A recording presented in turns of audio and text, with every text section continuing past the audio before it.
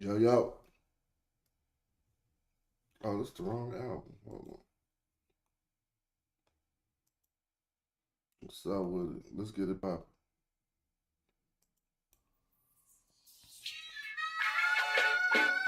I've been bout my papyrus since I've been in it. Put me in the debate, you know I'm gon' win it. If I scream black power, don't get timid. If I say black city, I'm talking about Kemet. If I say black city, I'm talking about Kemet. Primary research and we done pushed it to the limits. All you dudes finished. The king counting cattle up with brother Reggie. When I'm in Oakland, smoking, bro, they love the Chevy.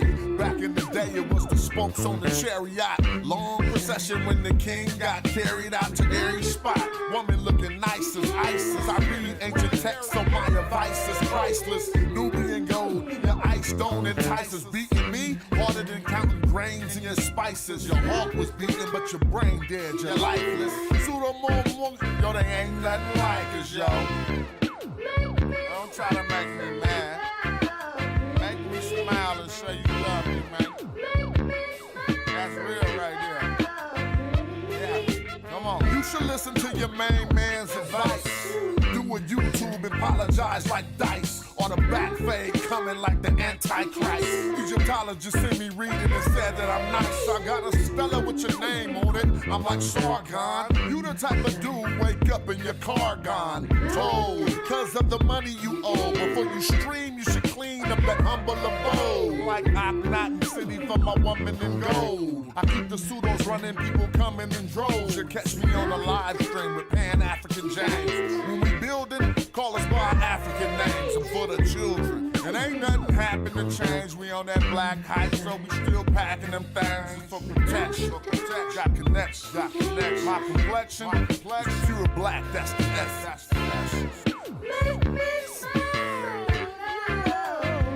You love me? Show me some love. All right. Who got that album already? Huh?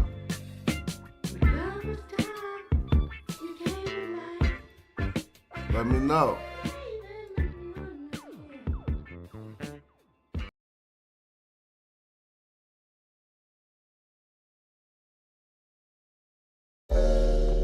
Melodic script in my car too. Roll through with them arches, hardcore. That's in my Shinu. I'm Bennu giving y'all truth. Iron core from meteorite should be chartreuse. Turbocharged the chariot and almost left Ferrari. The queen like almost Nefertari. Immortalize an image, put a figure in a figurine. Him at Netcher, who her? Them leopard skin kilts, yeah, the clan wear 'em. And I turn your knee suit to a fan bearer. Have my servants build a new stadium where I'ma slaughter you, surround your tomb alive with boot cranium. Remove the organs, we preserve the dead. Mummify them, then carve them a reserve head. And all your internet mans who lied with you, died with you, sacrificed their life, afterlife with you. Now I'm all in your spot, and I'm calling the shots. While your soul get devoured in the hall of my eye. Ain't a night ballin' or not, care if you ballin' or not. I'm still gonna tell you guys, go to Kemet like El Shaddai. You ain't no king, You're like Cambyses the Persian who couldn't draw the Nubian bowstring. Melt the jewels in your crown into a gold ring. Refashion them after smashing the whole thing. You're like Pepe II. Too old, king. If you think it ain't black, then let me just check them. I know the syntax. Every morphine and phoneme. The scholarship top line, dog, and the flow mean. And my debate to make a fraud quit the internet. Sometimes I wonder if I saw to fix this window yet. That's what you call repair, re-end. They heard the king of Mijal was a scary man. And he is though, I'm telling you, you better contain him, man. He's busting arrows at all these Mediterraneans, killing them. Now we ain't getting no views. Yeah, them flip-flops look like Tutankhamun shoes. And y'all just wiki, thinking I'm enthused. They turned Egyptian temples to churches and still say, I'm enthused. It's crazy. They just wiki, cause they lazy. So they can call me pseudo, it don't faze me. page monetized, so crushing you clowns pays. That's on the Fights Over Egypt album. What's up with the people tapped in already? Shout out to y'all. How we getting it in live. Just been away working for a minute. So yesterday I got a call from Netcher as he was live on his show.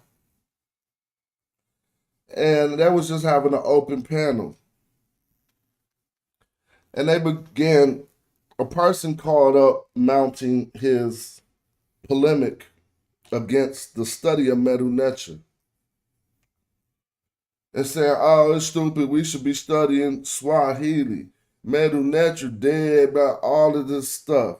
It ain't gonna, how was you gonna liberate our people and all of this stuff? And I just thought, hey, let's take a little bit of time and address that.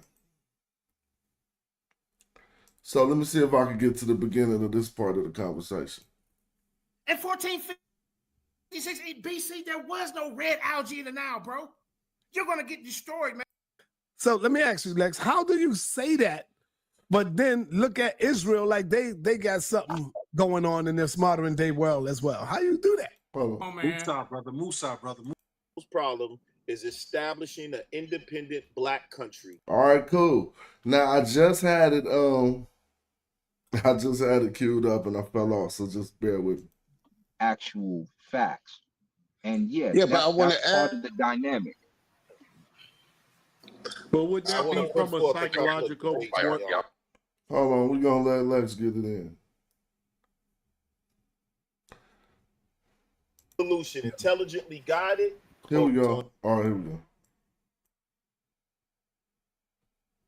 Let's check this out. Solution intelligently guided, Damn. guided, or random, and basically, for those people who believe in evolution, I want to debate whether it was God, country, governed the Key Swahili. Here we go. Here we go. Sorry about that. Yeah, just listen. time, basically, and whoever Kemetic person wants country, you will be arguing and fighting forever. My third debate is Swahili versus the Medu Neter. Should we study Swahili or Medu Neter? That's my other debate. I'm saying that we should study. Me and you that might we have should to take. set that up. We should take on a Yeah, we might have to national set that one language. up. Hold on, let me. Yeah, we can. I'm saying black people need a national language of their own. That in order We agree there. we got to shake off English. So hold on. So right now he's all over the place. A debate, should we study Medu Neter or Key Swahili, is not a debate. Like, that is silly. I don't get it. Like, I don't understand what's our problem. If you go to a university and you walk down the hall and it's all different classes, do you debate whether you're going to go in science or mathematics? Like, I don't get it. And here's another question. Why are we so limited? Why you can't study them both? I don't even get it. So what's behind it is this national language for black people argument that he's putting behind this study. That, again, I don't argue that would be a bad thing if everybody knew the Medu Netcher. I got like 90-year-old ambitions towards that. Meaning, like, if I seen that in my 90s, I'd be hella happy. But that ain't the reason why anyone is studying it. We should be studying this, says someone who studies nothing. So we're gonna keep it in context, and we'll use it in his analogy. Suppose languages were for liberating people. Like suppose some people was like, walking through the desert and they learned this magical language and they just start hiya, karate hella good and everything because they learned some language. Now, we should all learn Swahili is not a bad idea. That's another good idea. But these ideas are not in conflict with each other.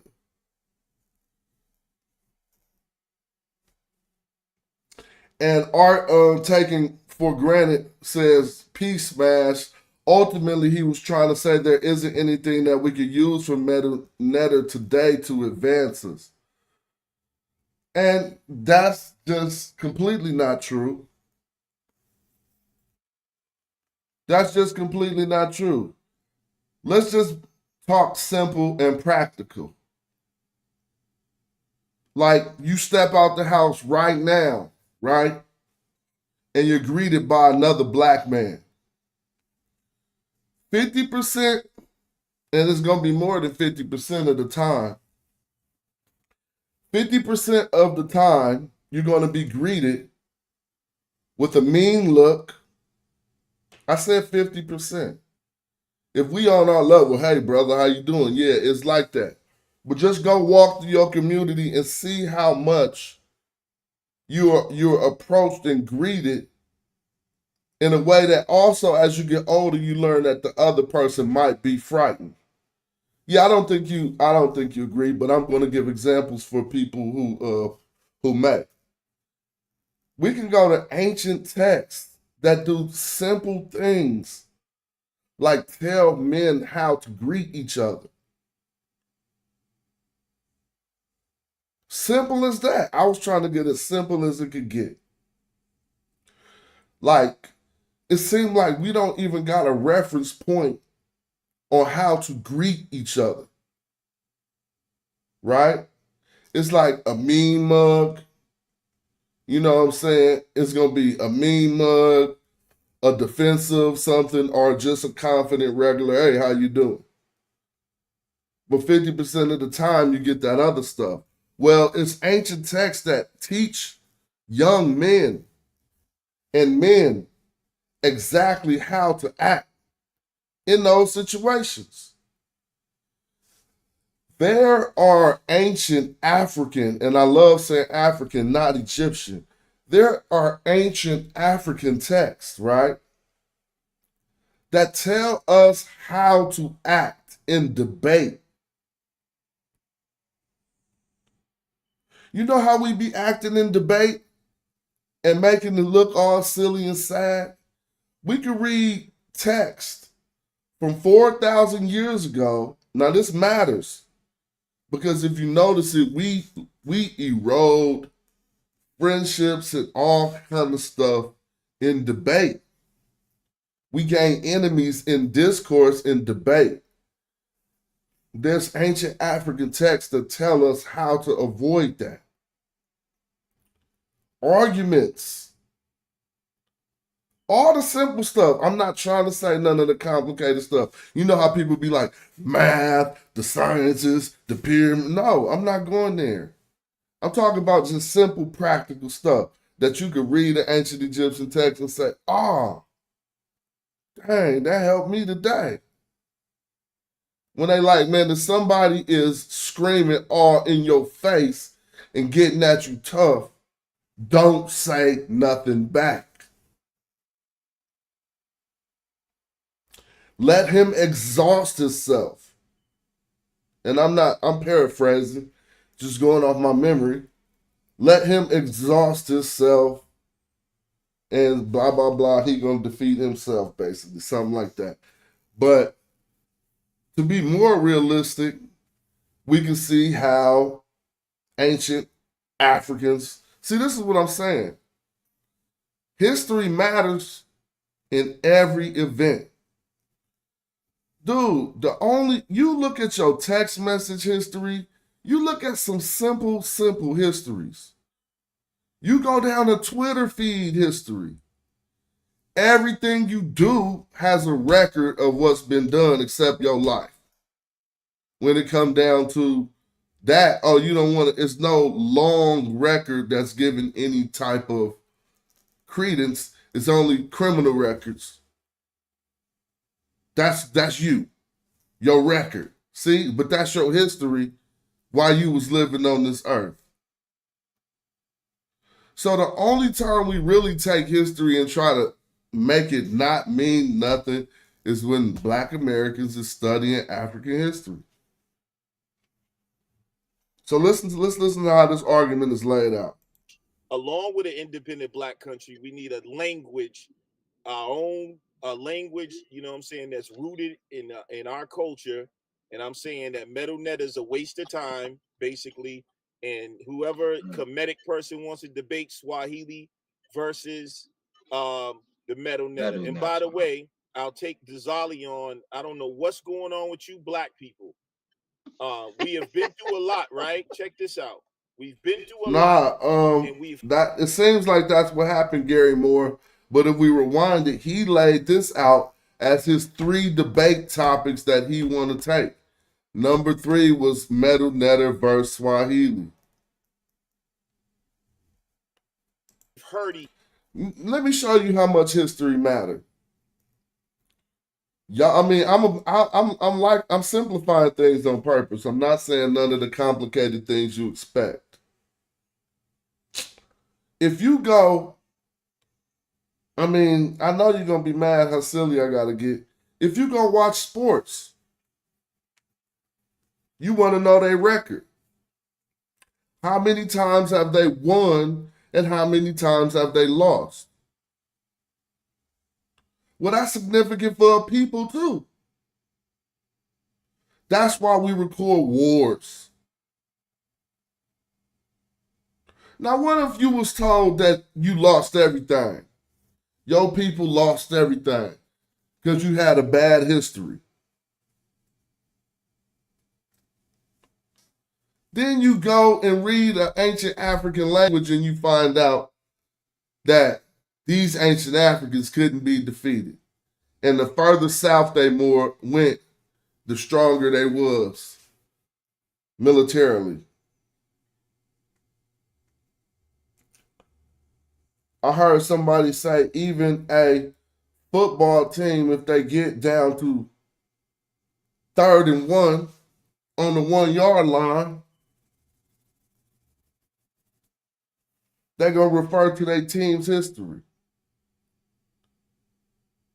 On the game-winning score, 3rd and 1, 1-yard ball on the 1-yard line. What do this team do? What do we do? How do we win? And that's what history serves you the best to show you. Oh, we run the ball up the middle. We didn't run 14 touchdowns and 3 championships running the ball up the middle. But you ain't got no history. We the players on the field with no history. And it's still crunch time in the game. And we like, we're playing, what to do? We should study Swahili. 3rd and long, we should study Swahili.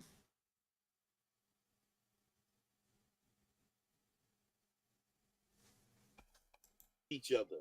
But when y'all start going to the point where you trying to put Black people on the level of evil that white people have done, you are suffering from psychological self-hate and coonery. So Dizali, I will definitely take you on if it's Black people just as evil as what. Now today I am a humanist and I believe we need to get over racism.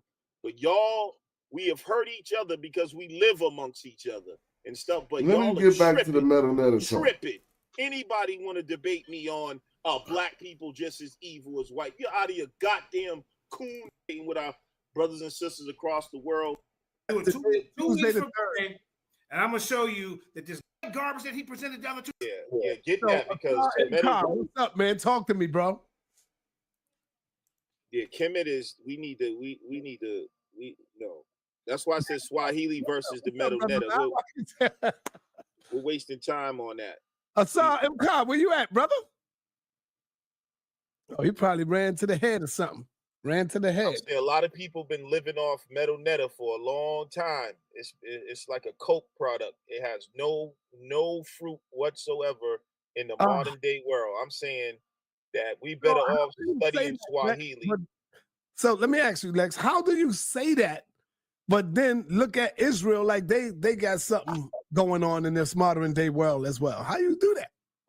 I can see if you say Israel, the Hebrews, or Kemet. Then I could probably ride with you on that. But Well, Israel, like to me, like honestly, like the Hebrew. Now that argument right there is. Let me show you how bad his argument is. Cool. It's just not true what he's claiming.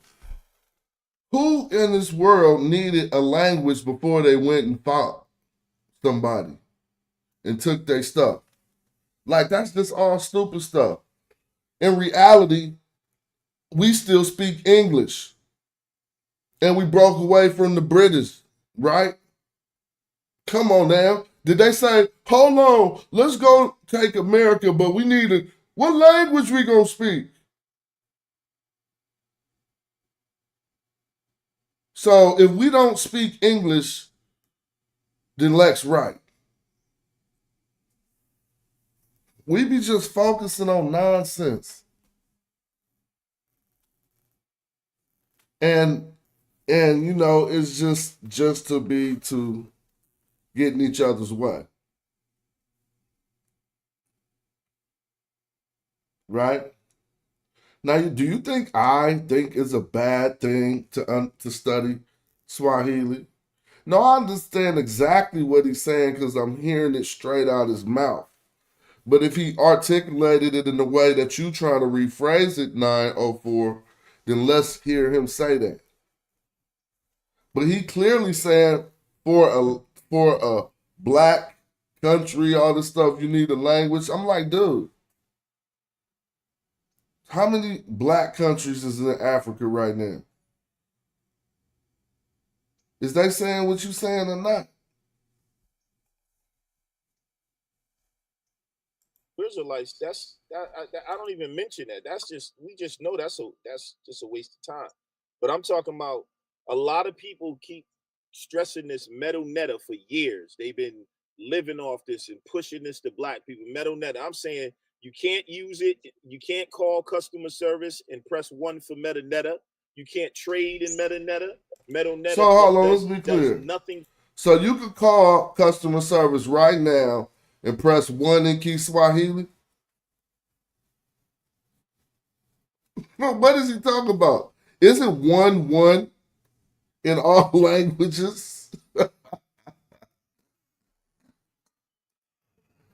Oh man. So I guess we could get on the phone right now. And I see this argument is what I'm saying. I don't it don't matter because even if what he was saying was true, I'm challenging that. Give me the example of somebody who was ready to revolt and was like, hold up, we need a language. Actually, here go the funniest part. You know how Israel is having that fight over there in the Levant right now? That came from them bringing their language back first. Now, who proposes you could do more trade in Swahili than you can in English? Even on the continent, I will put $5 down. Only $5. That's how we doing right about now. I put $5 down and say that if you just landed on the continent, you're gonna do more trade in English. Please, come on down. Even if they did, they gonna go find somebody, bro. If you just really talking about real trade, you talking about secretive trade? I don't get it. Ski Swahili ain't secretive.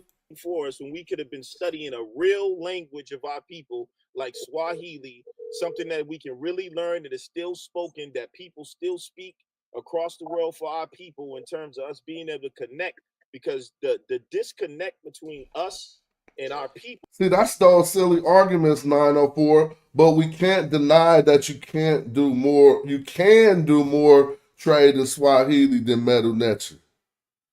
Only if you trapped in a box where you think you need to study some African language to do trade. If you're in a business class, they'll say, what the hell are you talking about? Y'all is on some crazy shit. If you walked out of whatever pro-black class you in with those comments and walk straight into economics, they'll tell you you'll do best in English. All over this globe. You could be in China. Now I'm talking to people who have never did international trade. Let me tell you something. You want to know how pseudo what he's saying is? I do international trade. Oh shit, I be forgetting my whole repertoire. Let me say something. All right. One thing people who do international trade, if you ain't moved up to pallets or whatever, you probably never had to deal with a customs broker. Right?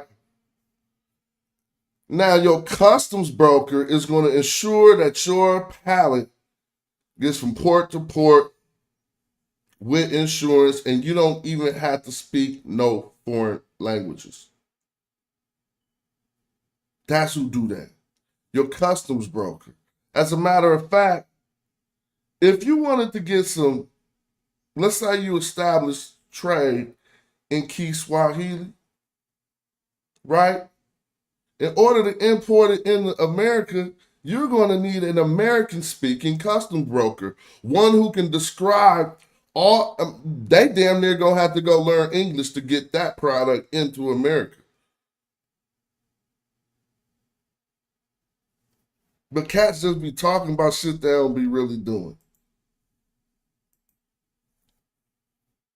So you're not about to have to go through, basically, I even got some stuff confiscated before due to Donald Trump, and there was nothing the customs broker could do. But the language barrier farce, if that's what's stopping us from doing trade in Africa because we study in Medu Netcher, tell me how serious do y'all want that to be for real? Like, do y'all think I don't support Lex and his ambitions towards nationalism? Like, that's not nothing to hate on. But this argument is showing why you just possibly never will get there.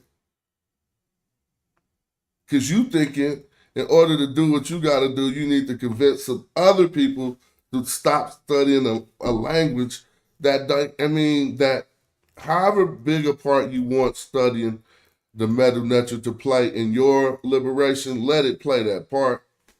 But that ain't what people study languages for.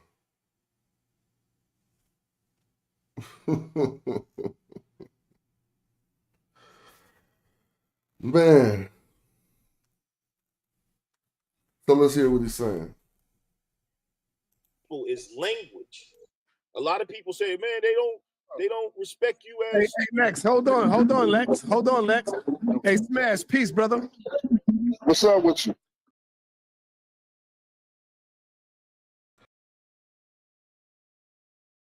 When Sonetta called me here, I kind of was busy, but I was just pointing out to him everything I think about history. I wasn't saying it's older, so we should choose it over Swahili. I would love to join the Swahili class, but I would just study that too. They don't conflict with each other, and they would serve different purposes. You ain't no such thing as ancient Swahili. You see, Swahili is as much mixed with Arabic.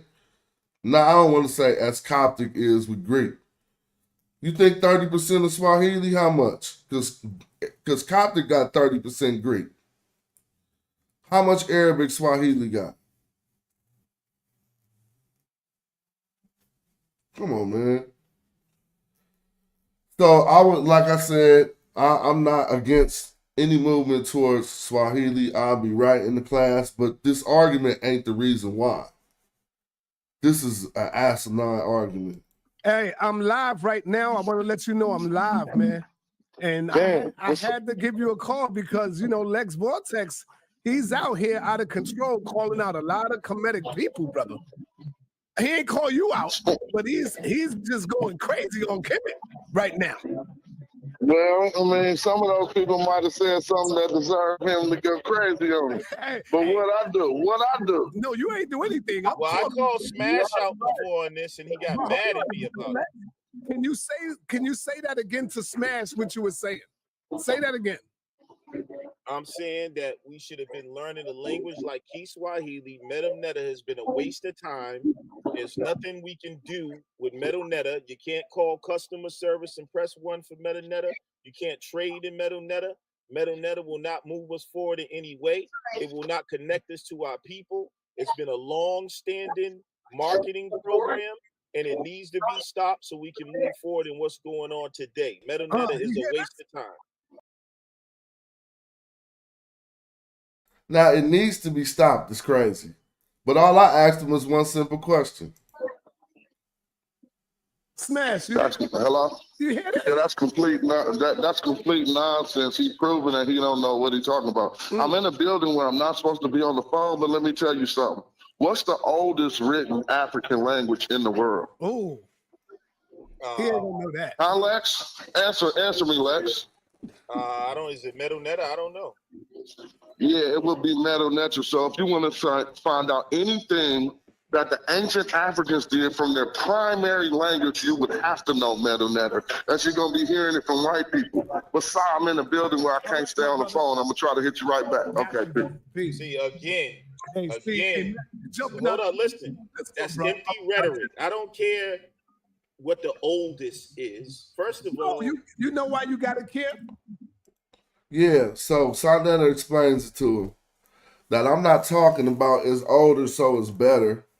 He had an analogy. Would you want a Model T or a Tesla? I'm not saying that. I'm talking about knowing history, having control of our history, our story. I'm talking about an ancient African story. I'm not necessarily saying black. No, I'm not going like we the Egyptians. I'm not doing that right now. I'm talking about the oldest. If you go anywhere on the continent and you're trying to figure out what was going on, you got to learn that language. I mean, unless you're just going to do archaeology and not hear it from their own words. Because all writing come out of Kemet, brother. No, Kemet that's fine. Hebrew. Hold on. No, this is what came out of the Kemetic. You got to understand my argument. Those old blackety black arguments are dead about what's older. Okay, if it's older, like the T model car is older than the Tesla. Which one would you rather have? I'm talking about today. Will it do anything for us today? And as much, and it don't even have the. So the question is, will it do anything for us today? It can do as much as you want it to. Anything can do what you want it to for you. Some people turn to imaginary beings and they let that imaginary being do anything for them. So just to be clear, what about what's going on, like I said, in Israel? Is that not from them putting together a language that was once dead? To do what? To corroborate, quote unquote, their history? Yes or no? Yes or no? I think yes. Like if you talk about wars happening in the world right now, do you know how much studying a dead ancient language is even a part of what's been going on in the last year? Some could say if they had not even studied that language and did all that, would that place even be there right there in the Middle East, in the Levant? Ask yourself that. So whether you think that's a good thing or not, I'm talking about it could go as far as you want to take it. But that ain't why I studied the Medu Netcher. Primarily studied so I could get an account of these ancient African stories firsthand account. It's nonsense. Let's listen to this. It's not even a language. Like, I haven't heard a conversation in Medu Netter yet. Get Dr. Reggie and Smash Rockwell on here, and I want them to have a conversation in Medu Netter. That's what I'm talking about. It's a waste of time. Yo, can I say something, sir? Hold on. And what you learn in it is not applicable today. What is actually applicable from the Medu Netter today? And when I can tell you that and that's why I want the debate Key Swahili versus Medu Netter. Yo, but see, here's the issue, right? Here's the issue. Lex, you're talking about usage, right? You're talking about usage. The brothers who are talking about Medu Netter is if the subject matter is Egypt, Kemet, right? If that's the subject matter, Kemet, in order to understand Kemet, you would have Swahili is not going to help you to understand Kemet if that's the subject matter. So if the subject, because we have writings in Medu Netter, it's not in Swahili. So Swahili ain't going to help you to understand what's written in Medu Netter, right? But he breaking it down. He like, dude, so you about to understand Egypt by studying Swahili? So if the subject matter historically, right, is Kemet, then you would have to know the language, right, or the script that the writings that those people wrote if you're trying to understand that subject matter. What you're referring to is modern usage, right? That's a complete different thing, right? No, so if you meant that as far as something I didn't say. I'm not. That's what your argument is, though, because you just asked about. But I'm saying, Lex, let me finish. You're saying you can't pick up the phone and call customer service in Medu Netter. That's modern usage of the language, and I would agree with you. You can. You absolutely cannot. That's why. Lex, don't front now to nobody like you can pick up the phone and call customer service and keep Swahili. Like, you'd have to be in a very unique situation for that to be happening that a lot of us probably won't find ourselves in.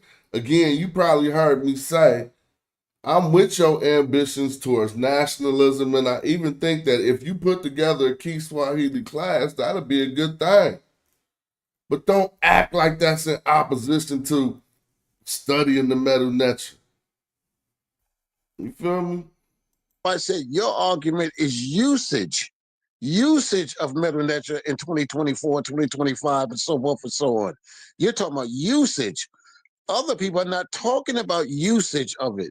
They're talking about unpacking, reading, deciphering, and understanding what ancient people wrote in their thought. And Swahili would be the wrong tool for that. That's all. I think Brother Morpheus made a very good point.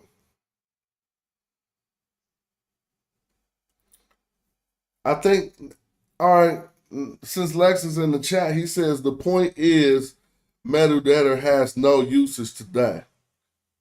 Brother Morpheus just broke down to you its usages.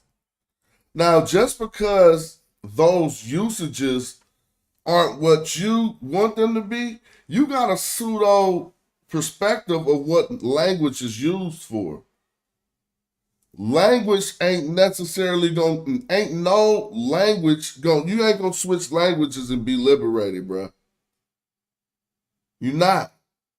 Matter of fact, half of the books that you're gonna read to learn Swahili gonna be written by Europeans and stuff. A lot of them is. I know I got one. Just because you wrote Swahili for Dummies. I think it might be, but I have to give credit. It might not be. But if y'all got the Swahili for Dummies, I can pull that right off my shelf. I didn't buy it just for this discourse. Right? Even half of this African language Medu Netcher that we be learning, half of those books be European people. So I think you in the wrong use case for what you do an ancient language study for. Right? Golly. And I asked before I seen you pop up in the chat, I asked, was Benjamin Franklin and George Washington and them sitting around like, hey, we gonna break up out of this Britain stuff. We need to liberate ourselves. We some nationalists. And somebody said, well, we still using English. We still using English. We can't go take nothing over until we learn a different language. No, I don't think none of them said that. I think they said facts. Let's do this in whatever language they can communicate in. And Kamsi said, when I was in Zanzibar, the home of Kiswahili, and I needed help, I picked up the phone and 100% of the people spoke English. That's funny. I had a story like that, but I don't want to feel like I'm doing that, but I'm going to do it anyway. I got lost in Italy. And I got lost. And I was lost in Italy, like black lost in Italy, like 90-something. And I went to the phone and they didn't speak English. And they was telling me it was a way that I could get to the English-speaking operator, but I couldn't access it. So I think that is a very good point, Lugal says. And Kamsi says Lex don't even understand proper Swahili grammar. He writes like Mzungu. Oh, I don't know. I'm going to let y'all discourse on that. And whichever, like I said, whoever know the proper Swahili grammar, yo, it don't got to be Medu versus Swahili. You want to come on the show teaching some Swahili someday, Lex? Then just do that. Right? Because it's not no, oh, this needs to be stopped. You on here saying some silly shit. Sounding like a rebel without a cause. You know when a motherfucker just want to get hypey over something, but it ain't really matching the levels of what they talking about? Like Kendrick Lamar expression in his videos when he be hypey in the song, but his mouth be moving on calm and stuff. I throw y'all off with that one, but I know it don't match. You can't be this yo passion towards wanting to stop Medu Netcher is disingenuous. You ain't really this hyphy. You just want some smoke. That's what your argument is, though, because you just asked about. But I'm saying, Lex, let me finish. You're saying you can't pick up the phone and call customer service in Medu Netcher. That's modern usage of the language, and I would agree with you. You can. You absolutely cannot. That's why I said your argument is usage of Medu Netcher in 2024, 2025, and so forth and so on. You're talking about usage.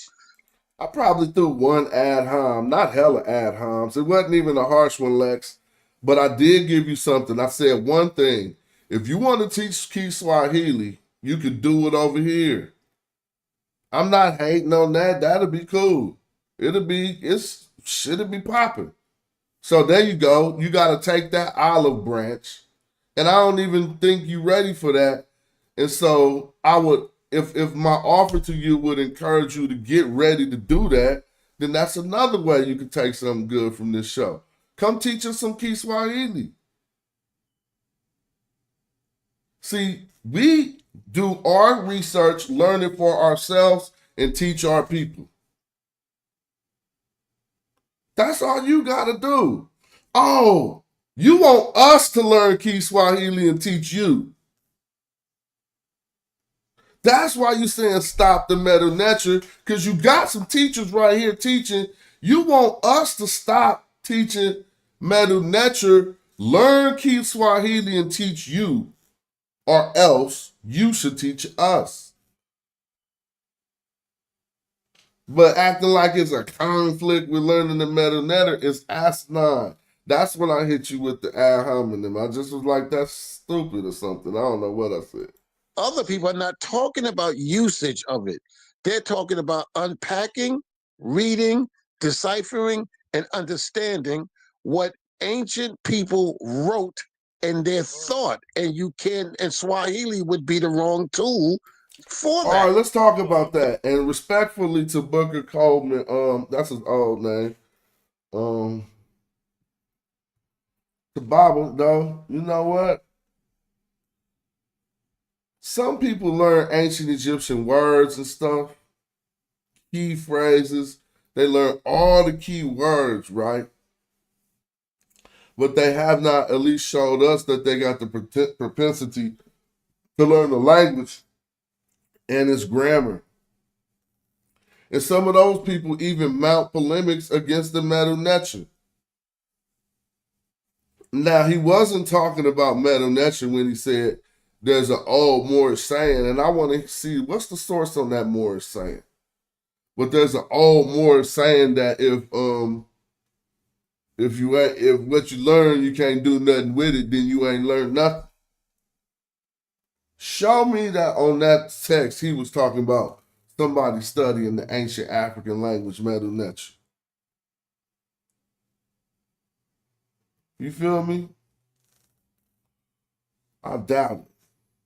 Especially not to the level we trying to learn it. Like I said, if you're just doing dictionary books and you just want to sound a certain way, put on an ancient Egyptian costume and walk around. Now let's talk about what you talk about, Lex Vortex. You said the false Kemetic religion is over. All right, I'm going to use this TV just to show you how you kind of confused. We Magi archers over here, right? And those are just simply defenders of Kemetic tradition. But they came from the South, right? With their own customs, culture, everything. Came from the South, right? And protected Egypt. He says, it's outdated and useless is my stance and still have not heard a real reply to my question. I don't know what your question is, but I answered it plenty of times on this. I answered about the usefulness of studying ancient languages plenty of times on the show. I won't be pitted into some silly argument acting like people study ancient languages for political purposes like you are. Oh, we need more welfare. Let's learn a different language. That's what you on. You feel me? Oh, man, I don't even want to bash your ambitions towards black nationalism because I got them similar ambitions. But how many black nations is it right now on this earth? Every country in Africa, oh, but they colonized, are you going to do better than them because you using Kiswahili? We got to get up out of here. That ain't it. I'm gonna let some of your words from the video play, and I ain't gonna back and forth too much with the chat. That's all I'm saying. I hear you, but I'm talking about what I'm talking about. Yeah, I am talking about usage, and I'm saying that whether it's, and I'm saying that either way, it's still a waste of time because even learning and studying the Medu Netter, nobody knows the Medu Netter. First of all, I would challenge them on that if they even really knew it. Second of all, you're not qualified, Lex, to challenge anyone on whether they know the Medu Netcher. A person who wants to challenge that would have to have some system of proving that it's not translated. So if I start reading the Medu Netcher right now, what possibly are you going to do? Think about that, everybody. Kaba Kameme, thank you. Professor Brother Kaba. Think about that. Let's go back to my last question. Lex Vortex, you are not qualified to debunk anyone on whether the Medu Netter has been translated or not. And I just asked you a simple question. If I start reading it right now, what methodology are you going to use to falsify my readings.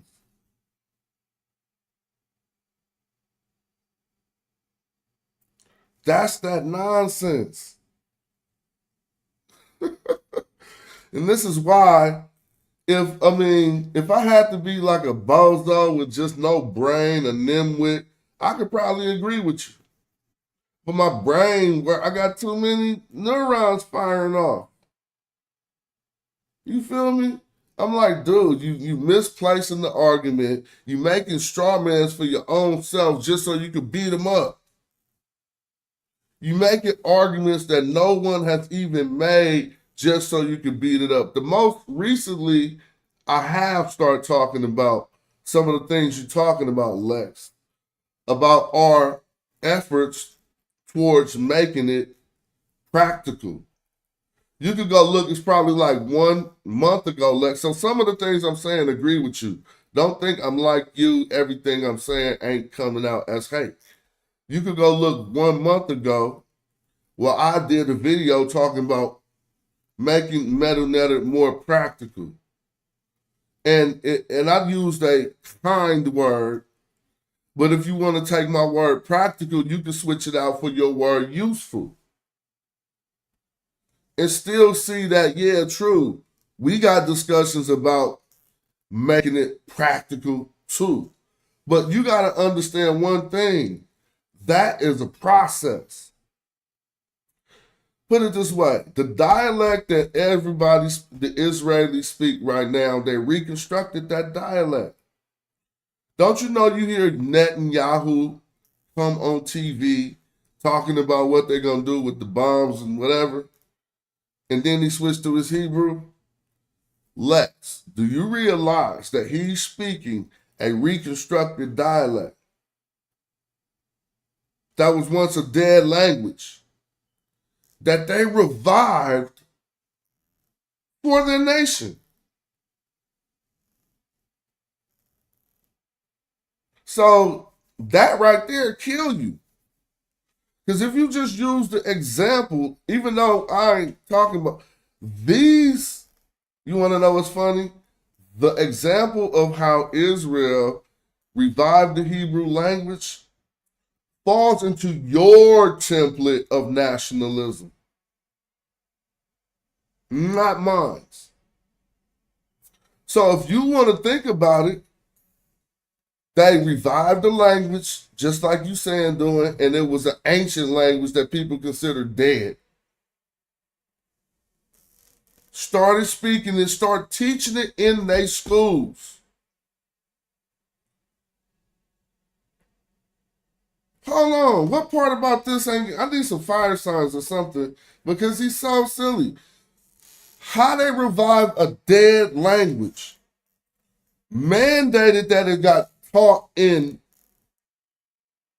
Jewish schools to the youth, and now you turn on TV and they all just speaking it just fluently, and they did it for political purposes. Don't that use case right there knock down everything you saying? I ain't opened up the panel yet. I normally do about an hour. But I don't really want to argue with this. This ain't really an argument. It's to show that it seems that because I'm defending the Medu Netcher that I have to disagree with everything you're saying. But I don't. How I'm going to just see that let me know you, and it's the way I talk. I ain't want to say no pejorative or nothing. But that let me know that you the one on something, right? Because from my perspective, it's no harm that you are studying Kiswahili. It don't harm nothing from my perspective that you are studying, and then you even got us talking about it right now. Cool. That means we can move the movement forward. It don't matter how it happened. But we ain't never argued against brothers learning other African languages on my show. But you arguing against the language we chose to learn. That means you got something deep down in you. You know what it was? You wanted to learn the Medu Netcher. You kind of envy the way we be online teaching languages and growing our pages and getting following, and you wanted a little piece of that. But you boo-boo at Swahili. You know about as much Swahili as I know Hebrew. I'm not that good at Hebrew. But when I heard you speaking the other day, you want to know what's funny, Lex? The sentence that you remembered out of your Swahili book is the exact sentence that I remember out of my Hebrew book. So I didn't even identify you as fronting. I identified you just as being less far along in your studies than you even claiming you was. The other day, and I could bring this up, it's going to be hella funny. The other day, somebody asked you on the show, can you speak Swahili? And you responded by saying, I speak a little Swahili, but I don't want to speak it right now or something. Well, in order to say that in Hebrew, I was probably saying, and I ain't got no accent. This is just out of a book. I would take that same sentence you remembered and get to where I was in my Hebrew studies. I'd say, well, Ani Medaber Ivrit Kasat. I understand. I know. Ani not Medaber. I understand. Yeah. Ani Medaber Ivrit. Ani Medaber Ivrit Kasat Avel Lo Medaber. Now somebody like listen to him. He sounds horrible. I'm not saying that. I'm talking about exactly how bad we sound when we get to the third page of a book, then hop on YouTube talking about wanting to teach some shit. Like if I brought you on here right now, would you be able to show us the ins and outs of Kiswahili grammar? Like we sit up every day showing with the Medu Netcher? So what would I say? The same sentence was, Ani Mavin Ivrit Kasat Avelo Ani Medaber Ivrit Aksha. Now Medaber and the bear, I don't remember. Just like I said, that's that amateur reading the language book shit, acting like it's time to get on YouTube and displaying your skills. This is exactly what you did, and it was the same damn sentence. Huh? So instead of having these ambitions to teach, you feel me? If you know the Swahili, you got my floor, but we just spreading what we know a little bit, right? That's all. Don't act like everything I'm saying is ad hominem. I'm making some points. As my man Karan just said right there, good point, Smash. Yiddish speaking people go to Hebrew school to learn the language and culture. Exactly. Yeah, I ain't throwing no ad hominems. I'm just keeping it fact. I ain't got no reason to throw no ad hominems at you, Lex, because I don't disagree that we should study Medu Netcher. I'll open up a link in a minute. I normally do it after about an hour. We right about there. You know what I'm saying? Anonymous Hebrew, we're going to do a good show sooner or later. I think we had one back in the day, but you might have been on my head some, though. Let me see. I'm trying to open up the chat. Huh? Oh, I got to do a Zoom first.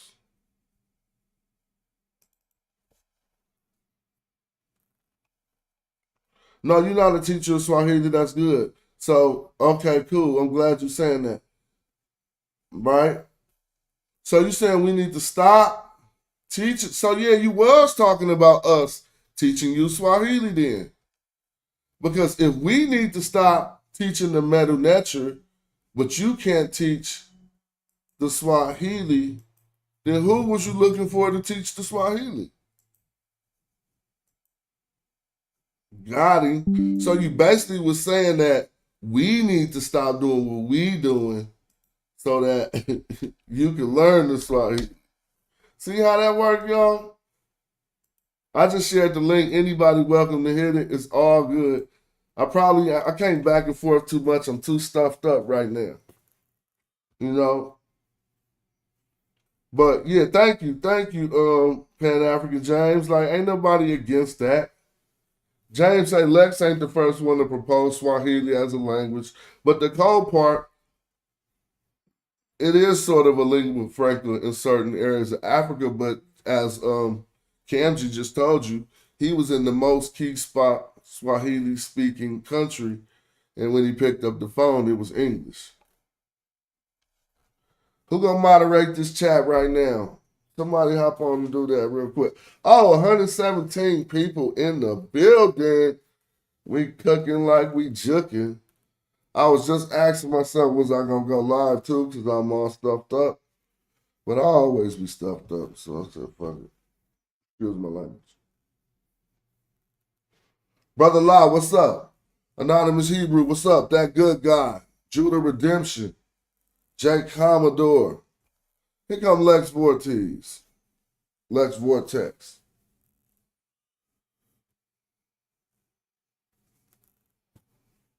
Peace, Lex. Your mic up?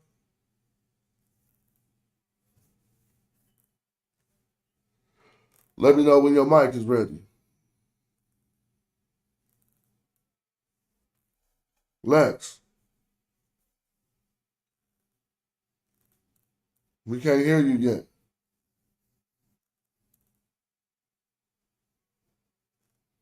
Come on, man. Unmute yourself. You on mute. I can see the mic is on mute. There you go. Ah, damn, that's a shame because why wouldn't I be hearing you? I hear everybody every day, something the matter. Look at your audio settings because there's no reason why I wouldn't be hearing this Zoom. Somebody else come in so we can see if we can hear y'all. Damn.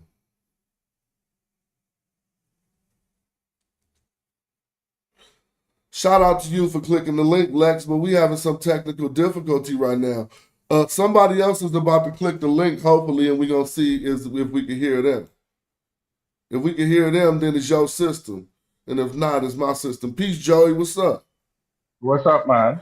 Lex, you faking. See, I knew you was faking. You know how I can tell? It's ways you can tell if people faking through the computer. How your volume not working? So you basically wanted to make it look like you came on the show, but you technical difficultied out. Okay. Come back when you get that fixed. What's up with Joey? What's up, man? Love the show.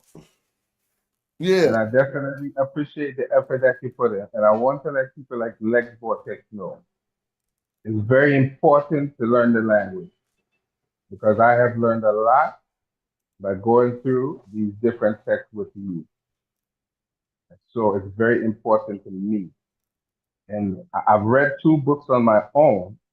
And by listening to you, I recognize I missed a lot of those books because the books were teaching grammar, culture, and all these other things that I really missed until I started talking to you. Then I said, well, I need to go back to really read the book because there's a lot that I missed. The first book, Admiral, actually gives you the hieratic and the demotic characters as well. So, you know, and I've learned that a lot of things people say about ancient Kemet is just not true. It's a blatant lie. All right, look, we got all kind of escapes we done coined on this show. We coined the hostile escape. What did Lex just pull? He pulled something new. he came with new, sorry. He pulled the exit stage right escape. He showed up, right? So I can't say he didn't show up. But then he faked the technical difficulty. I gotta coin that term. I can't unmute my brother Lex. You funny. You know welcome to come back whenever we just chilling on this show, Lex. But let me hear from you, Asar. You was telling him good the other day. There you go. He coming back. He trying to fix it. He don't want to take that L. So, like I was saying the other day, I mean, Kiswahili is a language that's starting to sweep around Africa, but it's based off of Arab culture right now. And because there's so many Muslims over there at the moment, they're trying to key in on it a little bit. But everybody still predominantly speaks English and French. Last time I checked, and shout out to Red Eyes, I seen you on Tippy Toe, Red Eyes Zoe. He telling you what we've always told. Mic check. Oh, Yeah, you loud and clear. Peace to you, Lex. Oh, okay. Peace, Lex. Hold on, let me give a shout out to Indigenous African for the contribution to the channel.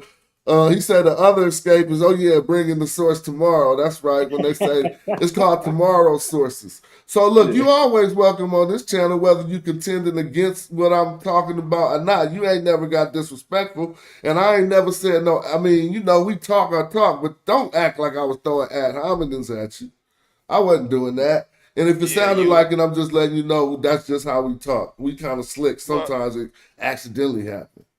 Right. You know? Yeah, it's all good. I understand you know how it works in this community. You know what I'm saying? You got to any religious group, when someone disagrees with their religion, they have to destroy the person's character in order to destroy the argument that they're saying instead of dealing directly with the argument. So there's a lot of Lex was this, Lex was that, Lex is crazy, blah blah blah. I get all of that. I Where dealt did with he that. say that though? I've dealt with Nah, that type people of have stuff. done that to him before, and that's why he mentioned. No, they're doing it. You're doing it now. They're doing it in the chat room. But They ain't doing it now. I've They done talking so. crazy I've about been you, through. but What my point is that it doesn't bother me, bro. Trust me. I yeah, it understand. shouldn't. It shouldn't. You know who you are. I Let me land understand my plane real the quick for you religious start to go mindset. in But real go ahead, quick bro. because Go ahead. it's bigger than religion. This is how the French got kicked out of IAT. And it didn't take a religion to do that. It was Voudin that did that, and they were still speaking French. So when you try to say that, oh, why learn this language? When you just watch Israel unify on that language, bring it back from the dead, and they damn near that they about to cause World War III between them and Ukraine. And this is off of them reviving and claiming a culture that wasn't even theirs. And then they pointed to the Bible, like, hey, it justify us. And America said, that's right, because we're Christian. And then all of a sudden, they became a superpower off that dead language. And they didn't even need it, because if you watch the Voudin that Jean-Paul Francois had Haiti united upon, they didn't even need it. They could have used French and still beat up the people who was trying to enslave them who spoke French. So all throughout history, that approach of, oh, that language is no good. It sounds like you're trying to defend shaking the colonizer's language, bro. What I'm talking about, and it's really sad, man. Like, you niggas are sad. What I'm saying is, of course, like, the Haitians spoke French or whatever, and they still fought back. But that doesn't mean that you should leave the marks of colonization on yourself.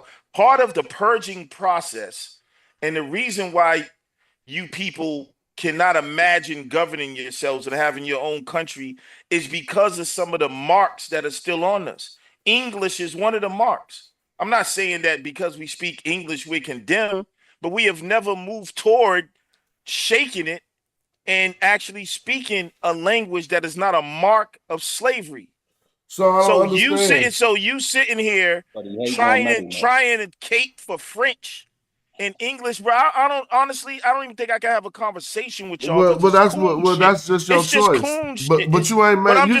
You doing all the ad hominems, bro. That's just to keep it real. That's not an ad hominem, bro. You know what an ad hominem is? Saying this is cool shit is an ad hominem. That's not a. That's all right.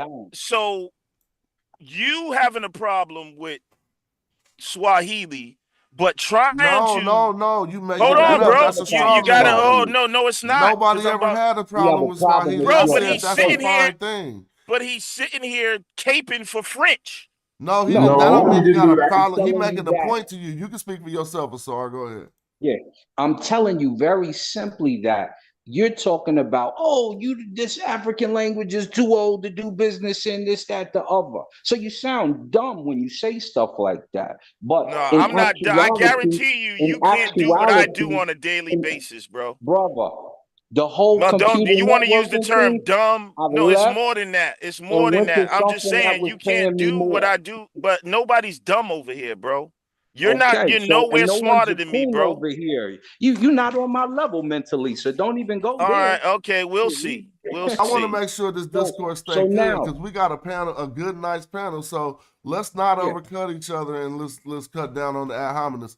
And it's funny how y'all are so emotional. That's what I'm talking about over we're this. not Like emotional. I was We can attacking have the that. Bible. Nah, he's You not see what I'm emotional. saying? So Yes, let me y'all No, let me are. address that. Y'all are on the defense, and he it's didn't. almost like the same way when people say, "Oh, the Nobody Bible's verbally attacked real," you. He the and only one in his feelings right now. Yeah, He the only you all one right, are. You are upset really right the only all one. now. right. So here's a He problem you keep laughing making, in all Lex. places, man. Like, well, on my channel, you don't see too many religious studies.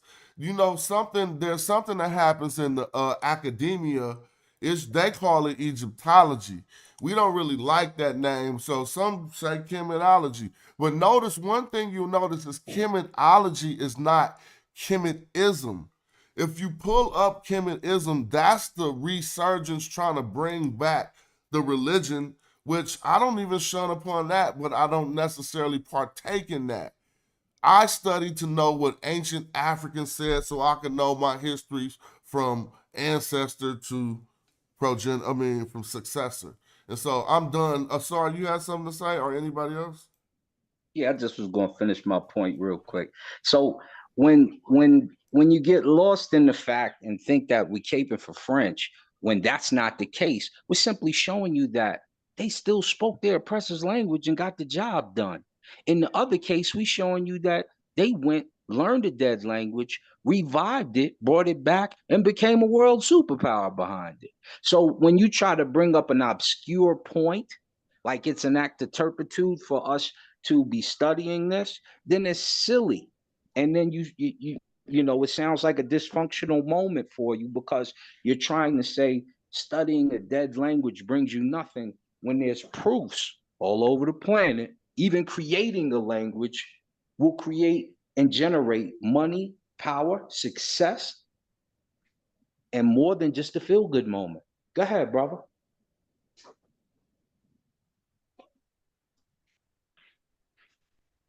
And just like that, the crickets. So, Hey, can I tap in? Yo, wow. go ahead, brother. Hey, first off, man, I come in peace, peace, peace, peace, peace, peace. Okay. Um, I want to start by saying shout out to you, Asar. You know you're my big bro. Um, I cannot express to you enough how much it meant for you to come up and say the things you said on the panel the other day, right? You know how. That's it's not a big deal to everybody else. It's a big deal to me, right? Because you didn't leave me out there and make it seem like I was some kook. Second, yo, what's up, bro? We're smash. Oh, your phone started messing up. I stepped out for a minute. Lex made a hostile escape. Lex, come back in here, man.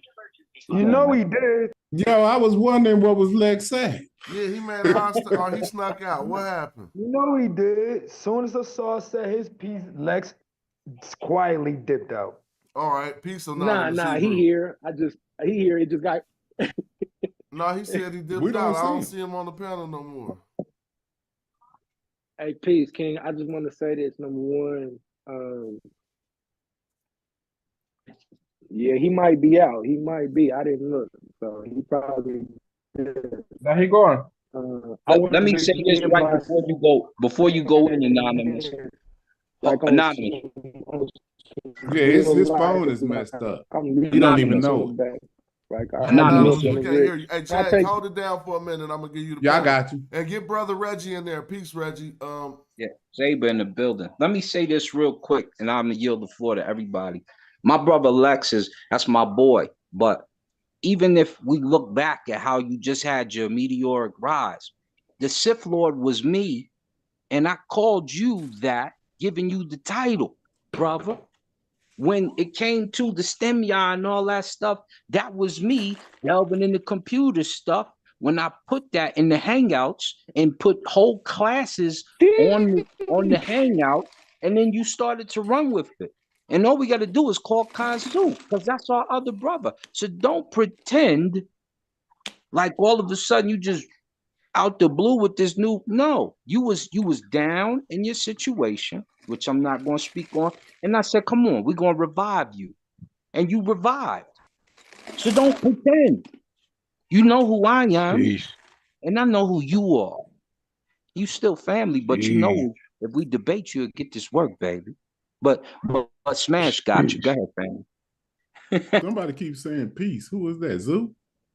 I said sheesh. Oh, okay. Is my mic better now?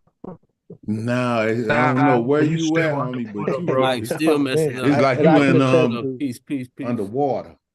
All right, yeah. Now I'll come back. I'll come back with a laptop. I'll be back. You Okay, sound good word. now. He sounded Yeah, good. yeah. Now. It's like off and on, but like when you get to going and flowing, we can't hear you unless it's just me. But Let me. everybody else sounds Let me know though if I need to.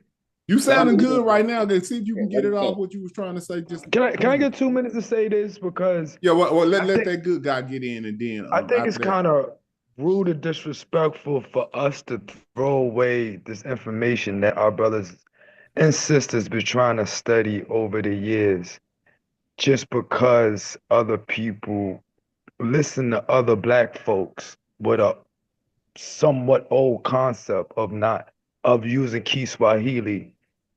I don't know why he had the concept of trying to put it against ancient Kemet, but stuff like that is not needed. And I just think that our people should be like Smash Rockwell said, we should be doing both and more. Exactly. So I don't see what's the problem of doing both and more. Like Dr. Ben said, we Africans, we supposed to be doing this. Yeah, peace, brother Reggie. Let the elder get in. Peace to you.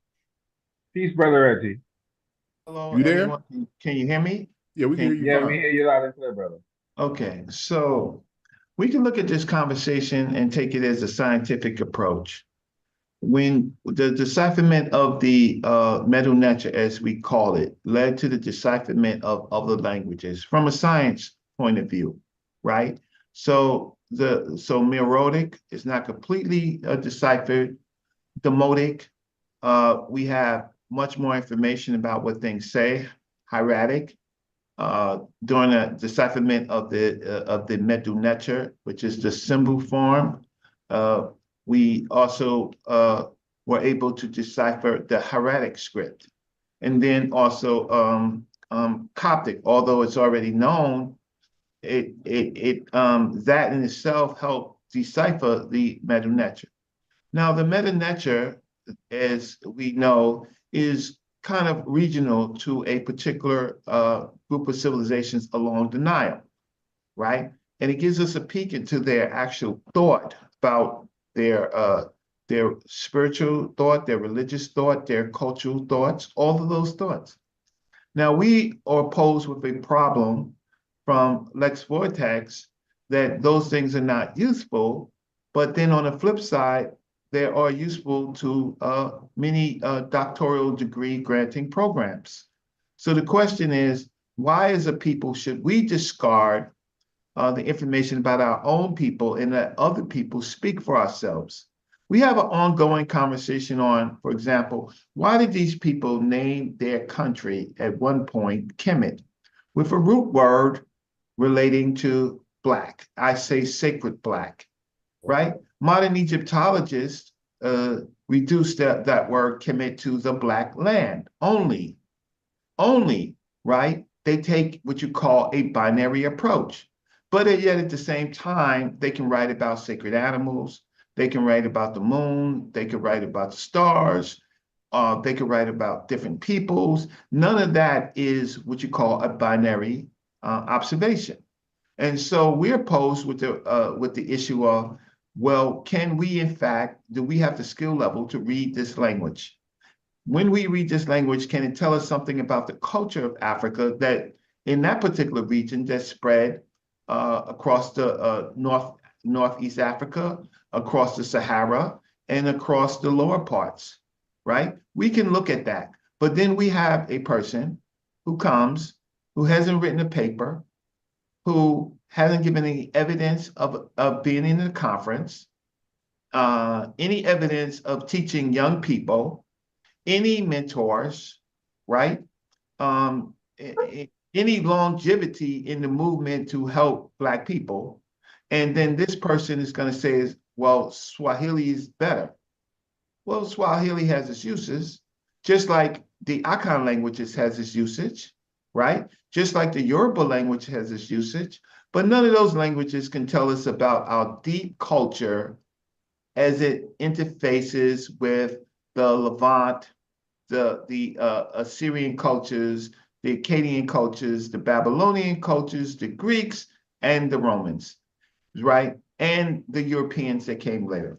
So this person, based on his own particular peculiar thoughts, wants us to discard information about the first people, right, who began writing in Africa, right? And who gave the rest of Africa the tools, while at the same time, Europeans, since the 1800s, have been making 1700s, 1600s, have been making the African, based on the color of his skin, less than that.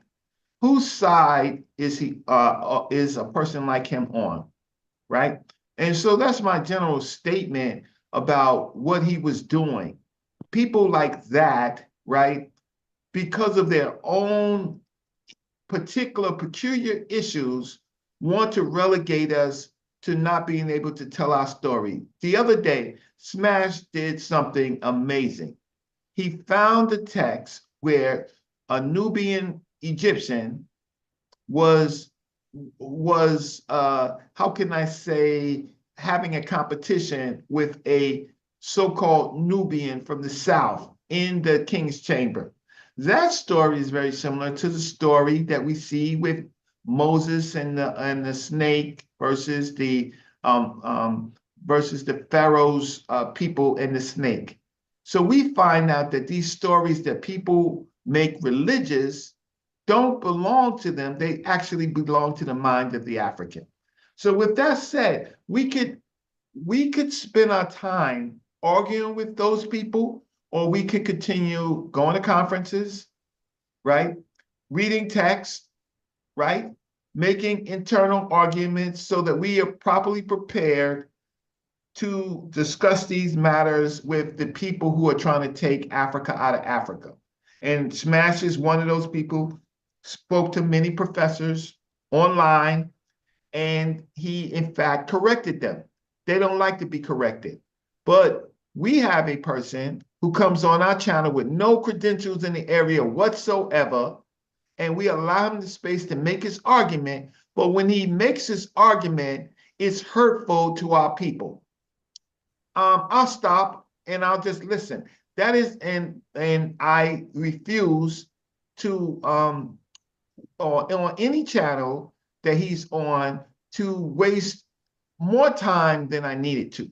For him to say that understanding the Medu Netcher is futile, wasteful, right, is somebody who doesn't understand the deep struggle of our people. So I'll stop. Thank you for the conversation. Okay, hold on before anybody else goes. We got DZ904. I'm gonna let him on, but I don't know who that is. Does anybody know who he is? That's Dizali. He's a good brother. He's good. Okay. I just wanted to make sure. I don't want to let people on that I don't know. That's not my channel. So hold on. Appreciate that. Okay. Well said, brother Reggie. Well said, brother Reggie. Let Hebrew get in. Can y'all hear me? I just didn't know who he was. So okay, go ahead. I just want to make sure y'all can hear me. Y'all can hear me? Yeah, we can hear you fine. All right. Hey, first off, man, I'll start over. Shout out to the brother Asar, because he know that's really my brother. Like all this. I want to start here. I don't know if y'all saw the interaction with JJ or whatever. I don't want y'all to feel like I'm some crash out or whatever. That's not my character. But when somebody calls you out, then they keep calling you BITCHs and FAGs.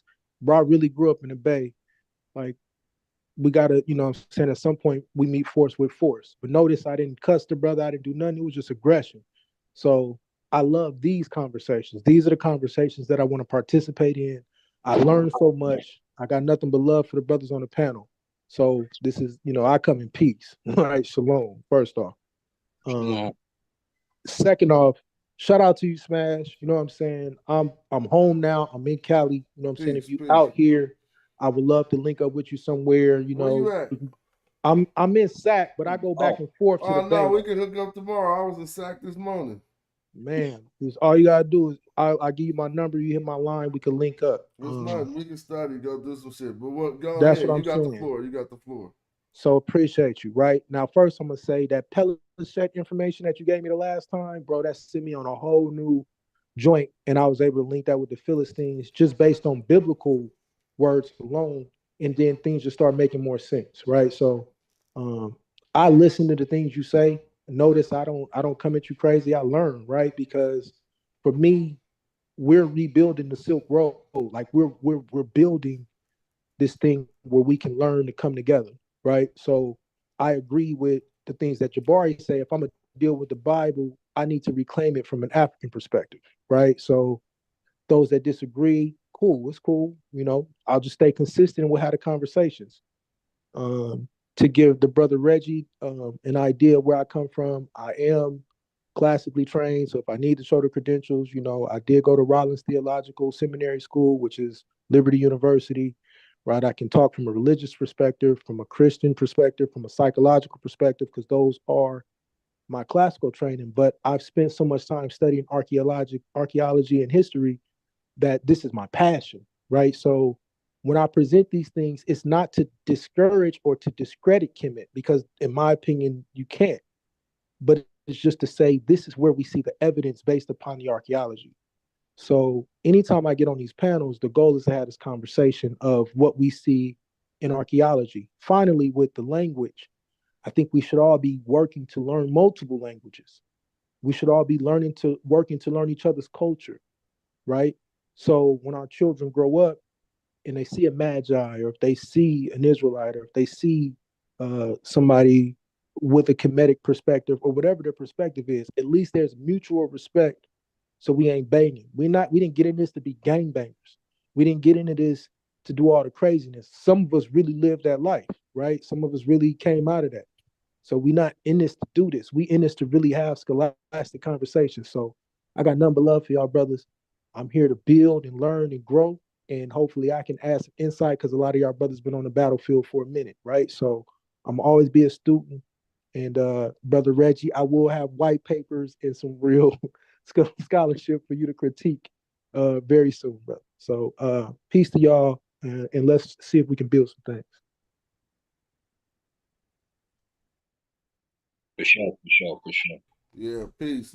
Most Yeah, I said I wanted to discuss so we could work. I don't meet too many Hebrews with a hypothesis that could almost work. And I see that you got something that, I was just saying, where if you switch this around and you say this, then what you're saying could be, if we just being humble, the working hypothesis. Because, if we just want to say it's facts, then that's where you meet most of the contention. Now, right. Yeah. I agree with that. And that's why I try to tell people I need my information challenged, because I'm gonna be honest, I'm not at war with y'all. I'm at war with academia. Right. I'm at war with how they have destroyed historical timelines. Right. I'm not a fan of David Roll, just for the record. Like, you're gonna tell me that the Egyptian timeline is off by 400 years? This is ridiculous. So, and the Sorrow will tell you that that's not my thought process. So, yeah, I'm with you. Yeah, see, but I don't know. See, I having conversation with people that's still in that particular time frame after they know that something is off is puzzling to me. You know what I'm saying? So you study, but what part of it to where you just, because see, we've all been through this process, I believe. So at what point do you just go ahead and discard it once you find out of this history that predates it at such a substantiating measure? Like, how do you continue to hold on to that? Discard what? What do you mean? Well, you got a name. I'm guessing you're still in the Hebrew.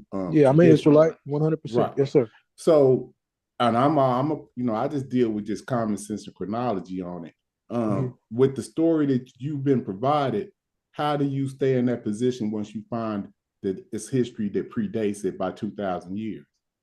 Anonymous. Go ahead, brother. allow me to say something for you real Yeah, quick. yeah, go ahead. Now, one of the reasons why I mess with Anonymous is because he's a little different than your average claimer of being Hebrew. Hallelujah. His ties go back over there a little bit, right? So where he's speaking, from a spiritual perspective, he's also speaking from a DNA perspective and from a physicality, right? So it's not just him saying, "Oh, I'm," the what I would say is that because you do have some Falashas, some Ethiopians that have this heritage as well. In his case, he's connected physically Right. to the land, and that's one of the reasons why he speaks so passionately about it. And I didn't know that when I first started talking with him until it came out one day when we were I share having, my DNA, right? yeah. No, yeah, and I Well, appreciate that. Star, here's my problem. I knew Reggie, you was Yeah, I Here's was my just problem, saying, Reggie. Reggie got You're your trying to fault. create a Go you're ahead, trying to man. create a land bridge, right? Yes, sir. So we are all humans. We are all connected to lands, populations, right? It depends on where you want to start. If you want to start at the earliest times, all humanity is connected to the continent of Africa. Right. Cool. Right? All humanity is connected to the and so if you want to do DNA, it all leads back to an African Adam and an African Eve in a sense of a Homo sapiens sapien. Prior to that, there's archaic human beings. Then there are people who left Africa and then they have traditions, right? The traditions are different than their bloodlines, right? If you want to say, well, there's a That's where blood. I would disagree, for the record. I would disagree, and not to cut Well, you off. But okay, the reason I disagree what part is do you want to disagree with?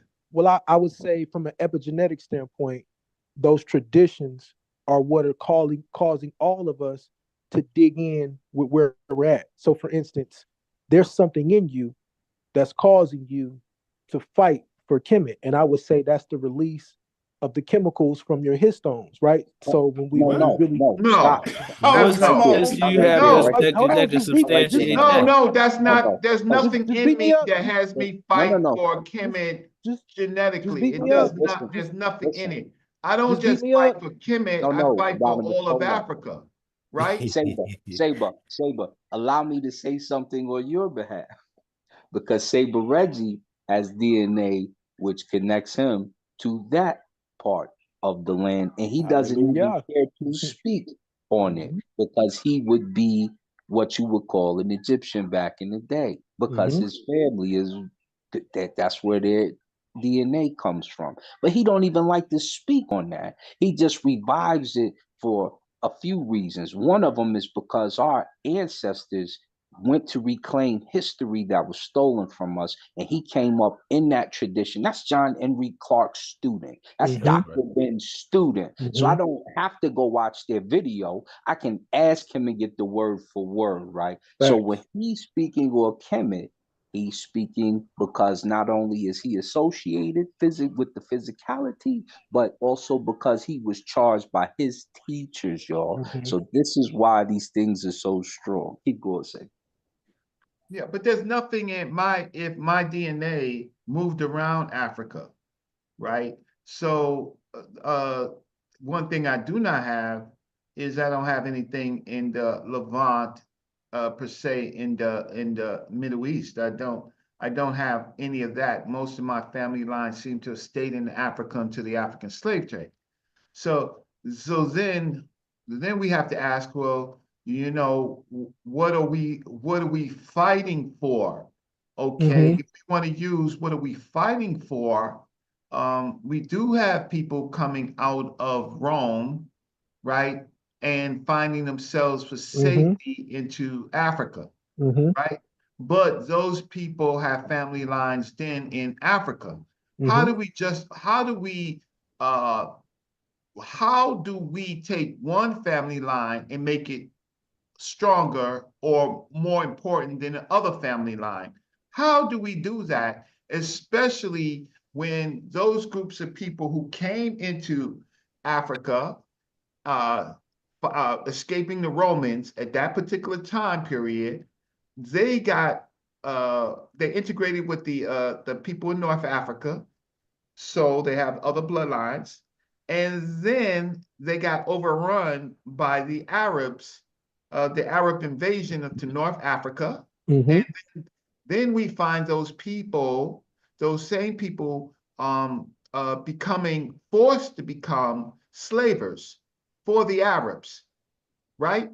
And so what are we fighting for, right? Don't we see mistakes in the history that these people now, these people who are Hebrews, supposedly Hebrews, and Hebrews is a Greek word, so I don't know why anybody would use that word, right? It just shows by using the Hebrew that you're not fighting for your culture because you're not going back to it'd be different if you was anonymous Eber, right? I would call myself a non-Ivri. And I'm not disagreeing with you, but there's also a very real fight that we have to speak to our brothers right now in the language and in the concepts that they can understand. So while I agree with you that if we really want to be technical, we shouldn't be using these terms, there's also a fact of most people are not as well studied as we are. And it's Okay, well, but what happens if you don't, what happens if you go along with the ignorant? If you go along with the ignorant, then you're spreading ignorance. I'm not disagreeing with any of these things. I would just say that these things don't represent my paradigm, and I can't stand here and stand on trial for others' paradigm. Now, if there's something that I've said or done that you would disagree with, then I'll stand in the fire for that. No. We're just having a conversation. So if you know my work, if you do know my work, I helped change many of the Hebrews to call themselves Israelites. Me and Israel doctrine, believe it or not, right? I agree. We changed. We helped change, and where our part with Israel doctrine is that the fact of the matter is that the Assyrians snatched the northern kingdom. We agree and they with that. disappeared, and they're the Israelites. And the other culture, those of Judah, the Babylonians snatched, and then they came back in a later time. So the fact of the matter is, it's really Judean. It's Judah culture, not Israelite culture, because the Israelite culture was lost. Okay, that's where we disagree. So, and here's what I mean. Why do we disagree? Because if we deal with the concept of united monarchy, and I get it, you don't agree with whether the kingdom existed. I don't know your thought process on that, but the concept in the that we see in the Tanakh is that there would have been a united concept of all of them being Israelites. Now, let me deal with the Hebrew portion of it first. The reason a lot of me and my brothers did at first call ourselves Hebrew is because we didn't know anything. So all we knew was we felt connected to those that crossed over. So it was all inclusive until we figured out who we are. Now, if you want to know my name or who I am in our culture, I'm Prince Ananya Sadiq bin Yahuda, or bin Yahud, whatever name you want to say. So I would be of the tribe of Judah, right? So I agree with you. But we are talking about, is that your given name, or is that your? That's my adopted name now. Okay, that's your adopted name. Was your father of this culture?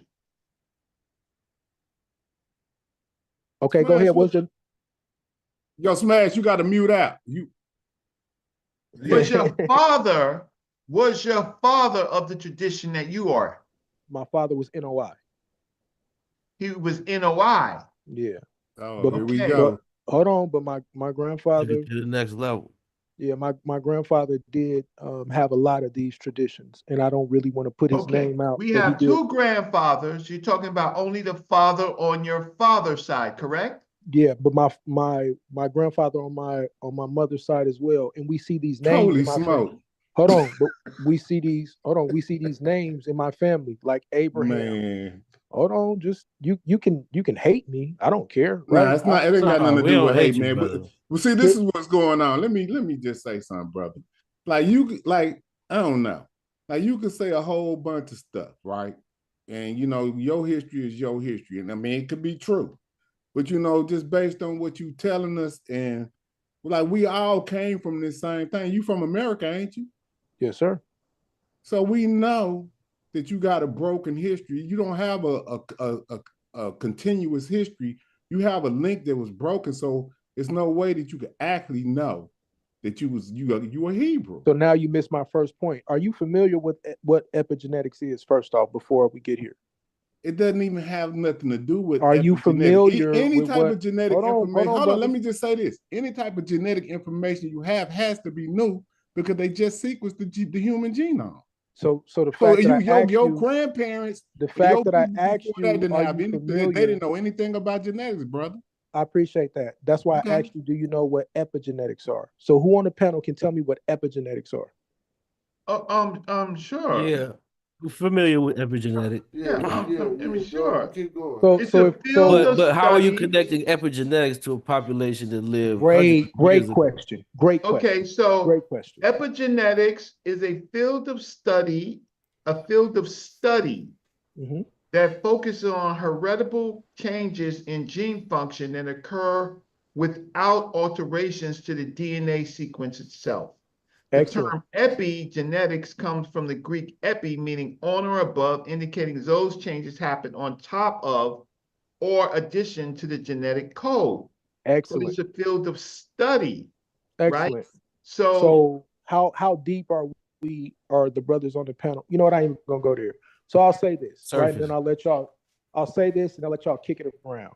Right. So the study of epigenetics, or what we're talking about, like the brother, good brother Dr. Reggie said, or Brother Saber Reggie. Reggie said, brother Reggie. I'm gonna call you a doctor because I respect your work. So I don't think you're always right, but I do respect your work, and I think I respect your research, and I think you're brilliant. So I got the right to respect you. I'm gonna respect you. Somebody don't like it, come get this work. So that's Dr. Reggie, right? I believe in respecting our scholars. So from my perspective, when I deal with epigenetics, when we deal with epi meaning above, what I'm seeing is when we start to get into all of these arguments and all of these disagreements and all these discussions, I would ask y'all to study transgenerational epigenetic inheritance. Or in other words, once I'm starting to hear this stuff, my brain and my body is going to respond to certain things, right? And I know this, if you want to call it pseudo, we can have the conversations, but the way epigenetics work is certain chemicals are released depending upon what you're going through, the different things that you experience in life. What has happened is these ancient conversations that we are having have now caused us to relate or connect to something that we identify with. Now, if you want to say I identify with that because I grew up in a Christian church or whatever, cool. I'm good with that. I'm not opposed to any of those things. What I'm saying is this is what I identify with, right? This is the culture that I choose to identify with. If you want to tell me that I'm not an Israelite, I'm not going to argue with you. If you want to say I'm a convert, if you want to say I'm a revert, I all of those things are fine with me. At the end of the day, I am who I am, and I'm still here telling you I'm your brother, and I want to build. If that makes you not want to deal No, with that's me, then fine. I don't disagree with any of that. I just want all of our chemicals, right, to attach to all of our diverse histories, right? I agree with that. And not be subordinate or not subordinate to a religion. The I agree with problem is when a religion comes into fray, right? That is a problematic because history now we can study the paleo languages. We could study those, and then when history overlays with this, we find that the Yahweh groups of people, right? Those groups of people, we can find out their early history when they began worshiping Yahweh in the Iron Age, right? Okay. We can see that. Prior to that, they were other people, so they became believers of Yahweh. A certain group of people became believers of Yahweh, but there's a whole pantheon starting not starting with El, because before El there was a pantheon. So what happens is that we see people converting. That's where we disagree, because the Ugaritic text never mentions Yahweh. The Ugaritic, well, help me that's with where that. that's where we get the conversation of El and his pantheon. Am I correct? From the Ugaritic text? Wait, hold up. Do you believe you are? Hold on, before I answer Wait, that, do you believe in El? Yes or no? In El, like, do I worship El? You mean? No. Well, not that you worship El. That's the whole point. The Yahweh groups of people, that's why we have Yahweh meaning the Lord. When you say that a person is a Lord, Yahweh is the Lord, that means he has sovereignty over a particular land. So the Yahweh groups of people has sovereignty over that particular land. Now we're talking about topography, correct? We're talking topographically, we're talking history, we're talking belief, we're talking conversion. So the conversion part, like, that becomes a little tricky. And the reason I say that is because if we deal with the text, and that's all I can say is when we deal with the conversation in the Bible as it pertains to Yahweh, or as it pertains to El. And this is really the conversation I wanted to have with the guy on the other panel, with the JJ dude, about this conversation of Yahweh and El being the same deity. And from an Israelite perspective, the Yahweh deity would not be El, it would be El Elyon. The difference being, they're saying that it's the God Most High. So from an Israelite, or from a Proto-Hebrew perspective, or from a Proto-Sinaitic script perspective, or from their understanding, the deity Yahweh would be their patron deity, and it wouldn't have anything to do with El. And the reason I said that is because when we look at the Ugaritic script, the idea of Yahweh being a part of the pantheon of El is there, but we don't see him actually, or this God Yahweh actually mentioned. Now, if you want to say that Yahweh is a part of the Midianite cult, or that cult that we see up there with in Sierra and all of these things that are written and spoken about on that Bubastite pedestal, then cool. You can say that, that's the first time that we see him mentioned. I could take you to Syria right now. We probably could deal with a few things about some older inscriptions, but we don't need to do that. We can just live right here in this space and say, if you want to say that Yahweh is the deity that you want to say they converted to worship, I would disagree, because they clearly make an attestation that Yahweh was the same deity that they were worshiping in the past. They just knew him as a different name. They knew him as El Shaddai, not El, but El Shaddai, or El Elyon, God Most High. And that's why you see things that are referenced to, like, the cloud rider. This is a reference to the Baal cycle. This is why you see him being referenced about controlling the wind, right? Everything in the Bible is almost a thumbing up of the nose of all of those other deities that are in the area. I'll land right there. I don't disagree. So we get back to epigenetics. So now you're asking your genes to do these calculations, right, based on chemicals, right? I like how you put that. That's a real problem when you put it like that. That's dope. Right. Well, look, you seem to be. I would like to talk to you. I would like to talk to you further. It's just that I just have to take out belief. I got because you.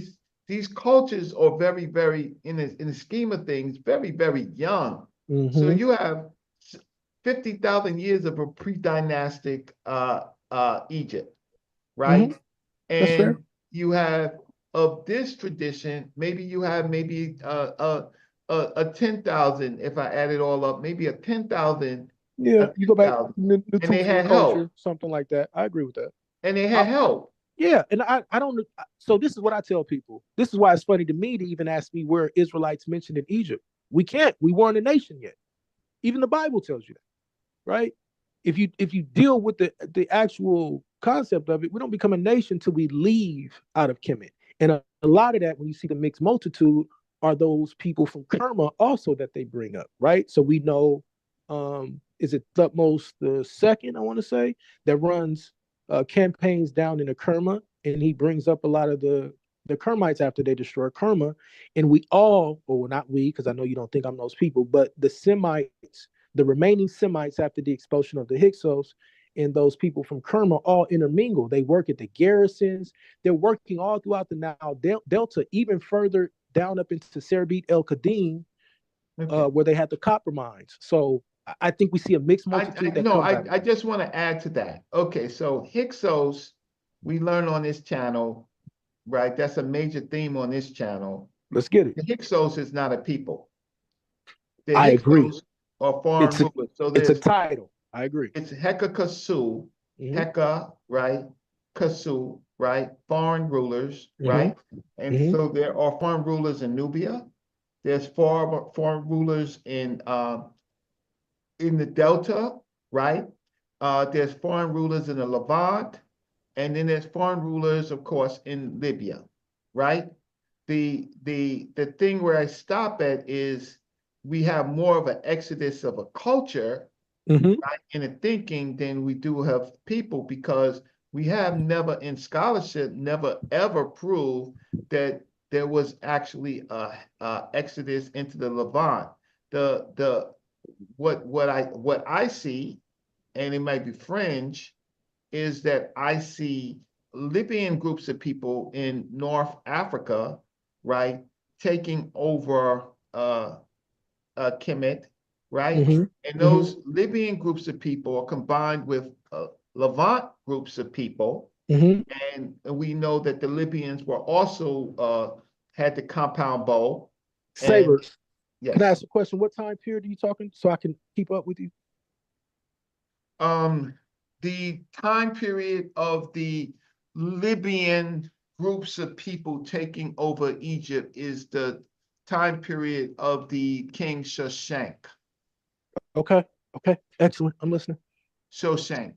And so we in prior to Shoshank, we had another period where you could say in the 15th to 18th dynasty of groups of people who were in that text of Kamos, Amos, Sennacherib, right?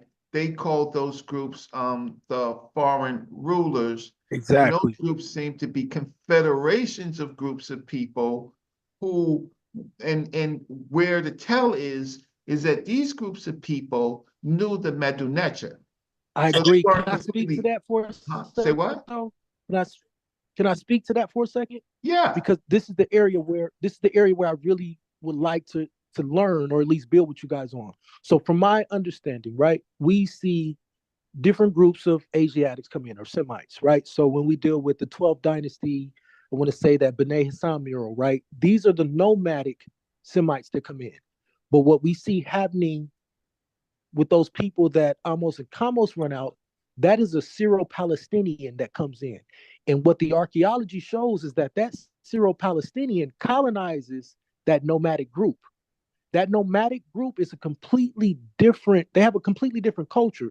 Their burial practices are different. The entire thing is different. And so when we see those foreign rulers run out, that nomadic culture remains.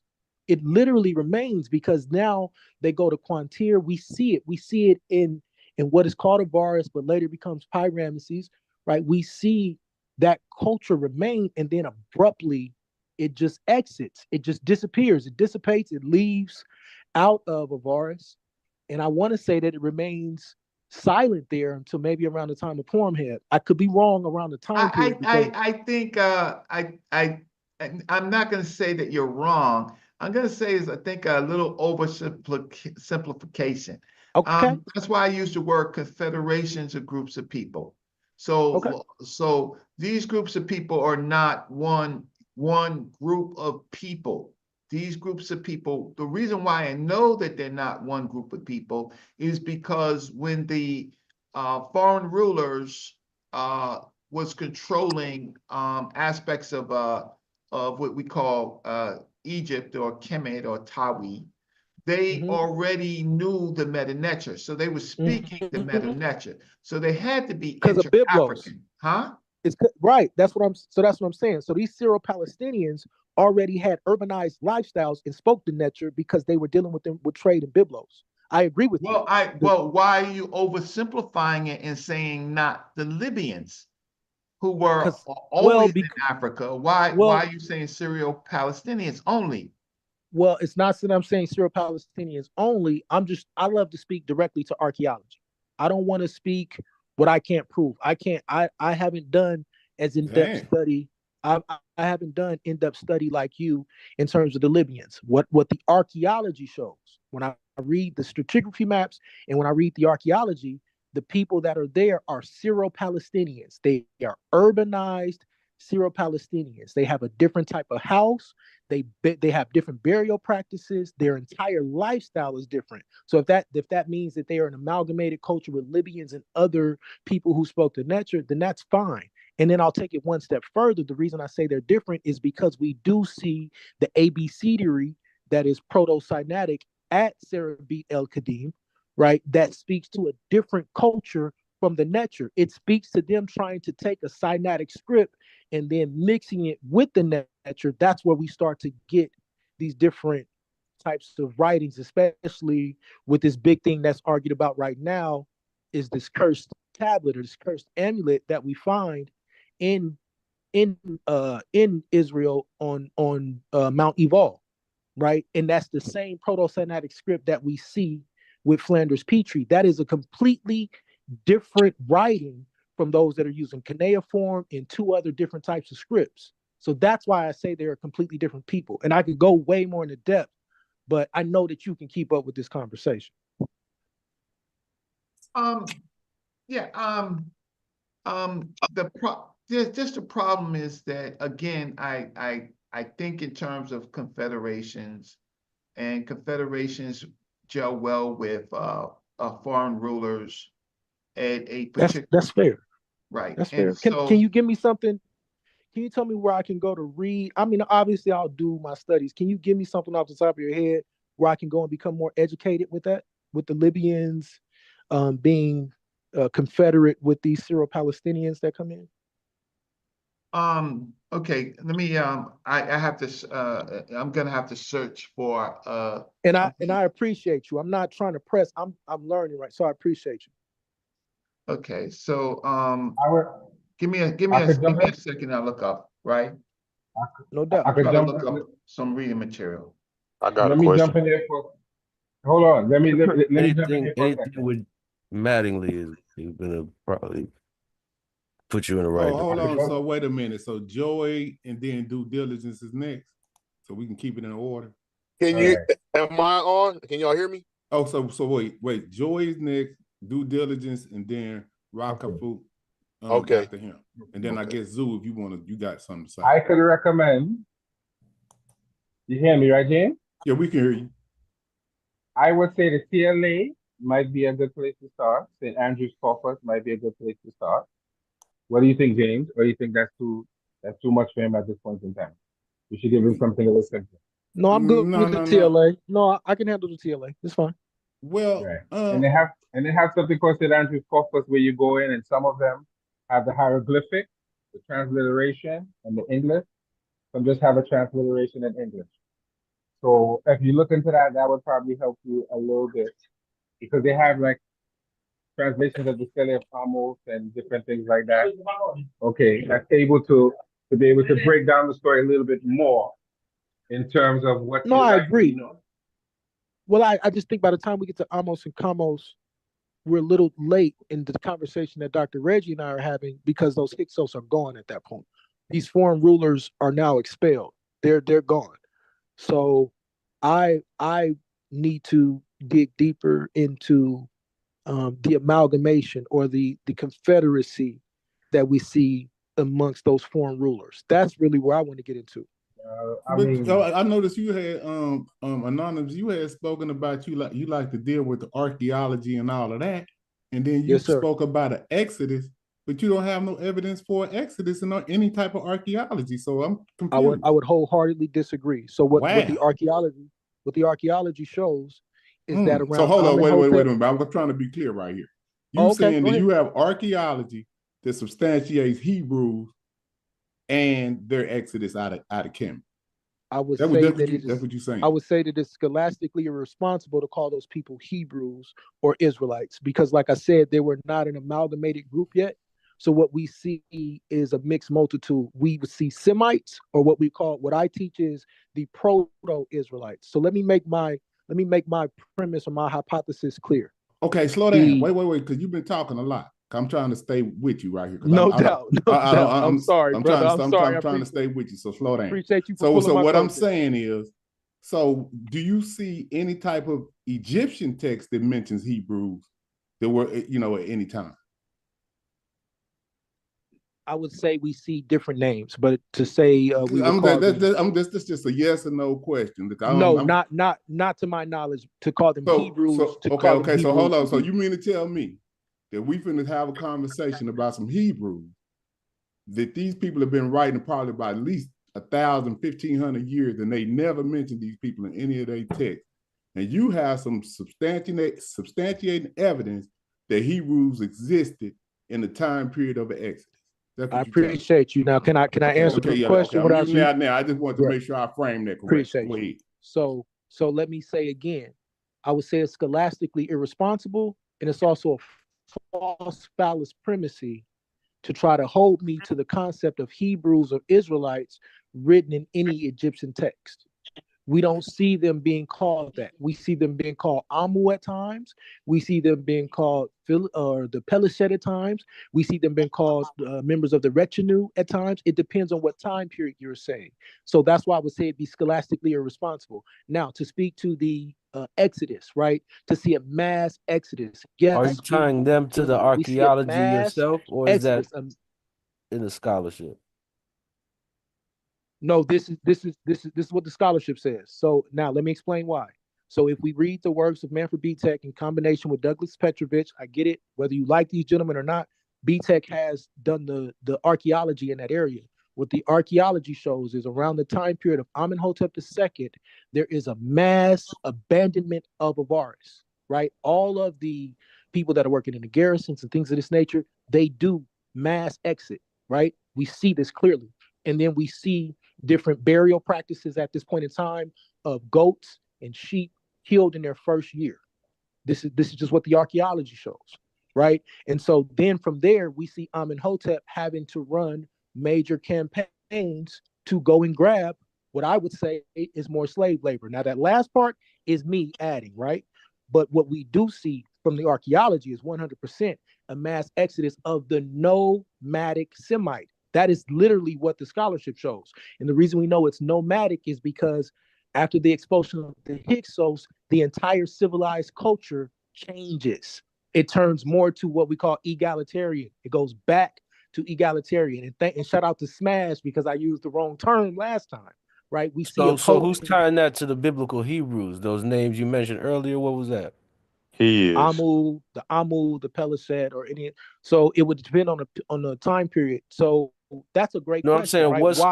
What scholarship is the people you're describing right now as them tying them definitively to the Hebrew? So I would say the works of Dr. Scott Stripling, the works of Henry B. Smith, the works of Dr. Brian Woods, just to name three, right? You can study their work. And so the conversation is that these people would have left and been a nomadic group that we then see in the highlands of the Jezreel Valley mentioned later in the Armana letters, or these are what we would call the Habaru people. Now, let me make this clear though, before you beat me up on this.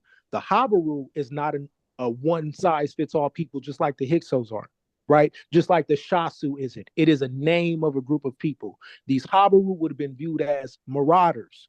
And this is why I love to deal with the archaeology, because then by the time we get to 1406, we do have the destruction of Jericho. Kathleen Kenyon got it wrong. And what we see is scholars and archaeologists like Brian Woods and John Garstein went behind her work and fixed it. So, excuse me? No, I'm just saying. Like how I hear the laughter, but I don't hear any scholarship. What you can't do, anonymous, is this. I mean, and we just gonna keep it simple. Like You giving us a bunch of stuff that we pretty much Whoa, already whoa. know. Give me some scholarship there, because now it's getting a little funny. Because you could use what you got to understand, man. You can get a lot of scholars to say a lot of things. These people that you probably rambling off here, probably biblical or Hebrew scholars or something. For all we know, they're biblical archaeologists. See what I'm saying? So whoa, time out. Wait, time out. We're not even trying. Before we laugh, hold on. Before we laugh, hold on. Let's go. Like you think that, hold like on, just brother. talk about this because like what we're not hold gonna do is waste time. Like, hold on, slow down. Like you've been talking a lot. We got a lot of people on this panel that want to speak. And everybody asking me questions. I'm answering. Yeah, I know that, and maybe we need to stop doing that and start doing a little. I'm answering them. I mean, no, I'm just saying maybe we need to stop asking you questions and just start teaching because answering them though. I understand. Well, you telling us. You telling us. People that are indoctrinated like I haven't heard any scholarship that disagrees. Listen, bro. Okay. Scholarship ain't. You just can't use these type of words to act like we idiots over here. Whoa. So what I'm saying is, brother, I don't care that. what you say and what type of history you done went and got. It's we dealing with a chronological order over here. And your story starts with Adam and Eve. I'm not trying to. I didn't say nothing about no Adam and Eve. Yeah, but whatever you get to later on, that's going to be included in the story. We know this. That's great, and I'll teach you about why we don't teach that Adam. But y'all. So you can't switch up the Bible. Can you do that? Yeah, you. What are you talking about? Can't. You can tell the truth of what the Bible says. We come from the Bible this, say bro. you can pick and choose. We come from this. You can't change the Bible up. It's so impossible. what did I so change? You telling us that you can change up God's word? What did I change about the Bible? You just said you don't teach Adam and Eve. No, I didn't say. I said I don't teach that Adam and Eve were the first people ever created. Because you can't, but you can't do that. Okay, so let me give you a Bible lesson. Relax. No. We see this. No, you said you're telling. We don't need no lesson about the Bible over here, bro. Evidently, you do. Honestly, I'm not doing this, bro. We're not doing that, man.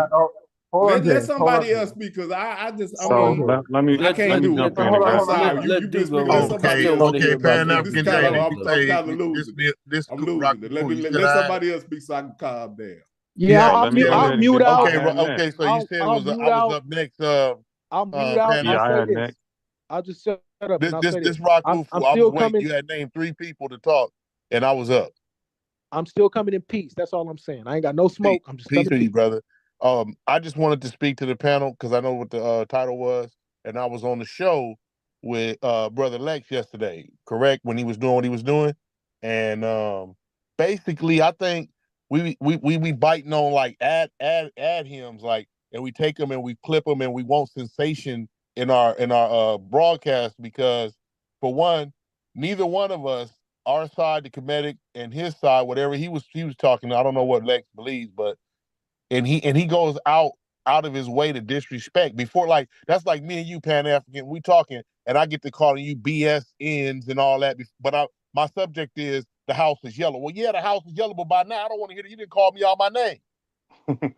Yeah, that man straight up called us coons and then was like, why y'all emotional? Why y'all talking loud? Come on, man. This is what we're going to have to see. This is what we're going to have to deal with.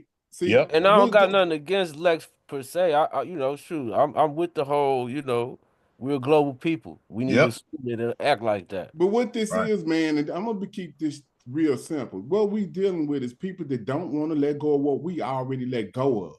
And they're going to do whatever the kicking and screaming. They're going to do whatever they can to try to keep this conversation going. Okay. But it's over with. Okay. And that's what it is. Yep. I mean, I don't understand why. Like, we already know that it's over. You know what I'm saying? But we still get these people, and no disrespect to them, because we used to be there too.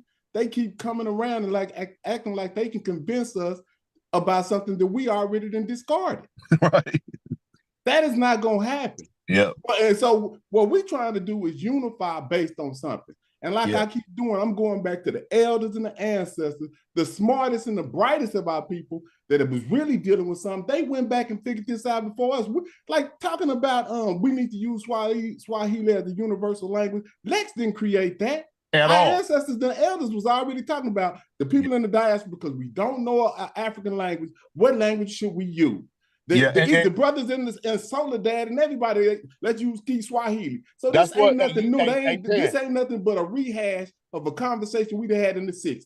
Exactly. And Pan, I want to stop this. This. I got to stop you right there and talk That's to you. That's the epigenetics according to Anonymous Hebrew. On that because that's what I want to talk about.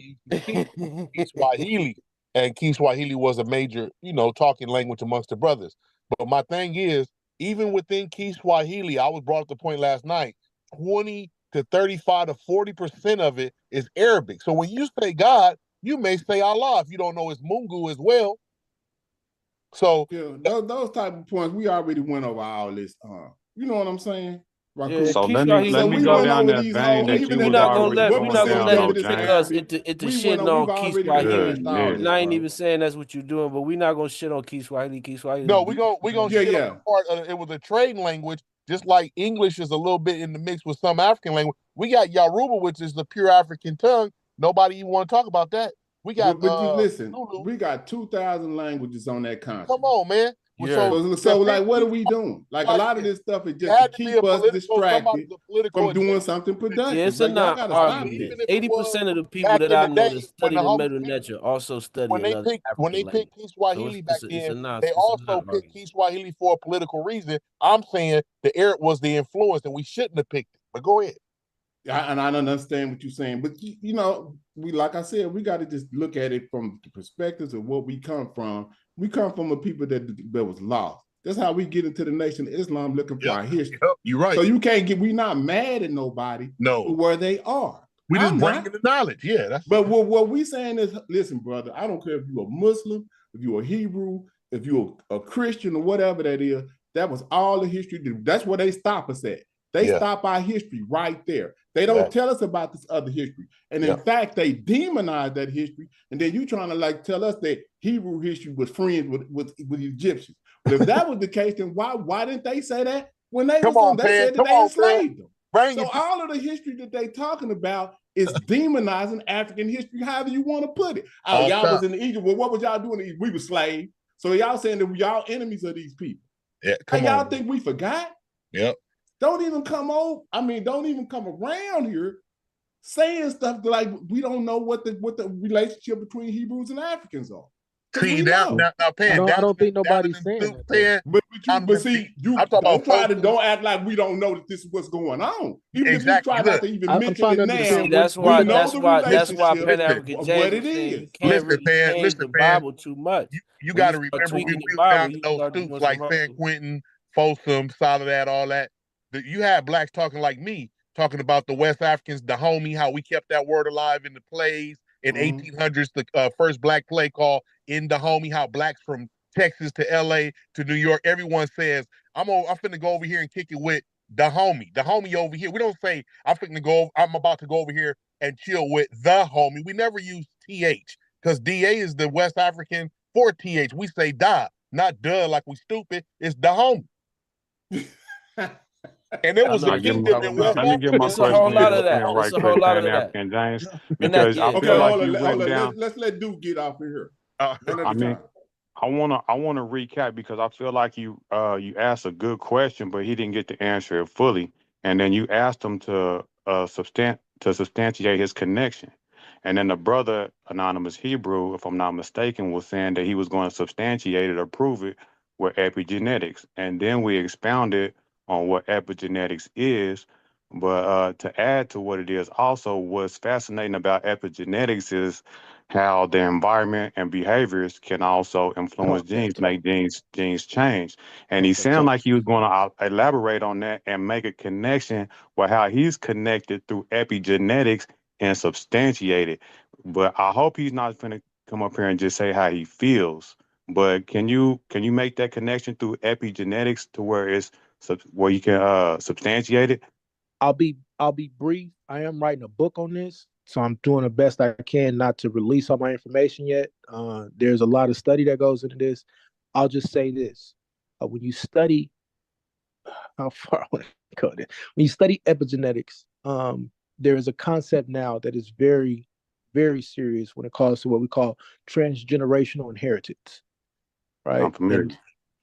Appreciate you. And so, I'll be very brief and say a lot of the decisions that we make about what we choose to follow today are not really just, oh, I woke up and stretched and made that decision, right? This is a reaction to stimuli. Okay. When you think about what epigenetics is, it is an environmental conversation. What does your environment look like? Right. And because of certain environments and certain situations we grew up in, I'm saying that is what causes us to connect to certain ideologies. Right. And it has everything to do with the things that are released chemically in your body. Right. We understand that a mouse, and I'm just going to simplify these things. I'm not calling us mice. I'm just talking about just studying how this works, right? We understand how the child of a mouse can be born with the same fears that that mice had earlier without ever experiencing those things. We understand this concept, correct? True. But doesn't it get tricky after? Okay. After I thought plus so too. 500 But these years, things we're learning. 2,000 We're learning years. now that these things. We're learning now that these things though go 10, 8, 10 generations deep, right? And if we build on that, 10 generations here, 10 generations there, 10 generations here, we see a consistent desire. Just hear me out. We see a consistent desire for certain people to chase after certain ideologies. And I'll leave it there. Like I said, I I'm don't more know, than man. willing That to sounds get. very. Look, I'm more. I don't know Let me what respond to that. And Let me that's respond to that. crazy. Let me That respond to sounds that. problematic to Let me. me respond to that, please. Go ahead, D. So it sounds really good, but I want to remind you how Asar said the way Reggie come to do what he does, and the way Same way you he come also to talked. Yeah. right, and the way that you come to you. So I don't argue. I, I feel like you trying to use epigenetics to stand on it in that way, but it doesn't necessarily have to be epigenetics because people are influenced by their environment and going to go down the roads that's around them. So that don't necessarily have to be epigenetics, but it can But be. that's epigenetics, though, brother. One more point. Well, no, because we have to know that it did something in your genes for it to be epigenetics, and you have to substantiate that, right? Because if I'm going to school and I'm learning something, you're not going to say that's epigenetics. If I go to my brother and he teach me something and I go down that road, that's not necessarily epigenetic, right? So we have to be able to substantiate those things.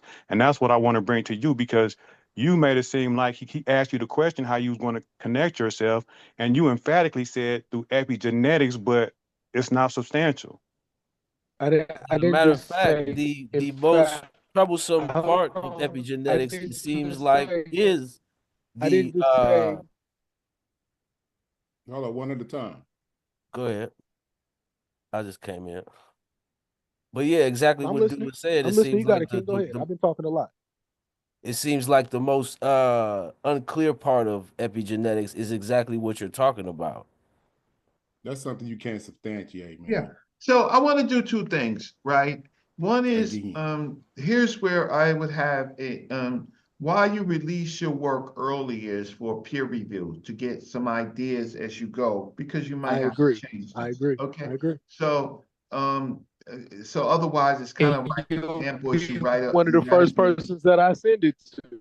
You write a book, you write a book and then you fall in love with what you believe, and then when there's criticism then it becomes it become epigenetic hatred to your right.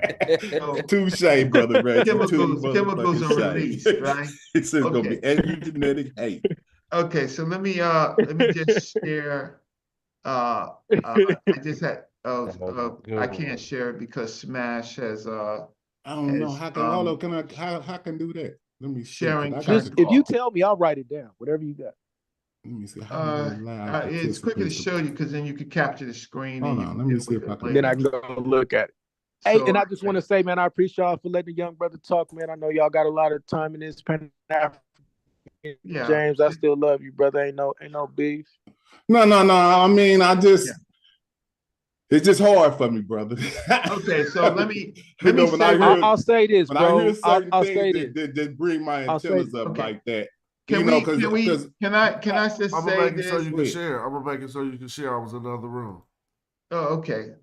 So let me just do this real quick. And then what we have to return to is, who is Lex Vortex?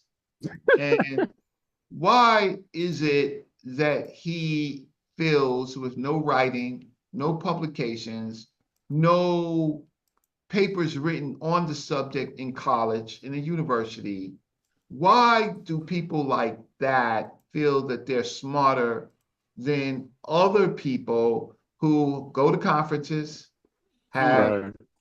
I have an honors award in Black Studies at the City College of New All York. right, you can share. Right. I'm listening from the other room. I'll be back. Why do people like that come to our community and then they act with no credentials whatsoever that they're the smartest people in the room, right? And they haven't written anything. So I'll just leave my brother Anonymous Hebrew this, right?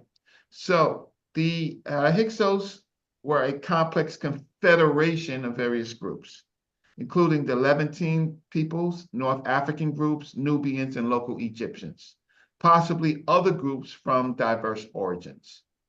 So if I take out the word confederation, if that's problematic with you, No, it's the same thing as conglomerate. You're good. I'm with you.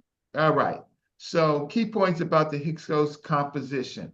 Archaeological evidence from Tel Adaba, Varus, which you mentioned, reveals a multicultural community with people from various regions, not one region, from various regions. Strontium isotope analysis of human remains from Tel Adaba shows a wide range of values, suggesting that non-locals came from an extensive variety of origins, not a single homeland. Not a single homeland. Skeletal evidence from Nubian cemeteries indicates the presence of Negroes, Egyptians, Negro-Egyptian mixtures, and possible Asiatics during the Hyksos period. That is most likely saying that this is an African event. It happened in Africa. It didn't, other groups came, but some of those groups have been in Africa for a long time. And yes, they share traits with their Levantine groups and others, but this is an African event. The Hyksos saw an Egyptianization of Nubia, possibly due to Egyptian immigration under Hyksos pressure. Recent research integrated archaeological, artistic, and textual evidence reveals that the Hyksos origin and presence in Egypt was more complex than previous envisioned. The Hyksos capital of Avaris was a multi-ethnic settlement featuring hybridity in ceramics, architecture, and religious practices. Given this evidence, it is more accurate to describe the Hyksos as a confederation of diverse groups, including Nubians, rather than a single complex group. This confederation brought together people from various ethnic backgrounds, creating a multicultural society in the Eastern Nile Valley during the Second Intermediate Period. And these are some sources that can follow. I got the sources. That's what I wanted. And I'll just say this. I agree with that. I don't even think anything So that I now, said disagrees with that, just to be honest. Okay, that's fine. Because we see So, Minoans, we see all type of people in there at this time. okay, so that's fine. I mean, distant, recent, right? So the epigenetic issue was that there are you're asking genes, right, and these chemicals that are released to actually guide you. The problem, what I'm just trying to say is, let's just get the history and the terminology right, right? Let's get those things right, and let's just separate them from the false history of people trying to make it just a pre-biblical event, right? So That's fair. and I love that. I love yeah, that. and so That's fair. That's fair. that is the challenge when you go into, because I just went to a I just went to a conference called the ASAR conference that deals with biblical and African not particularly Egypt Very and familiar Nubia. with it.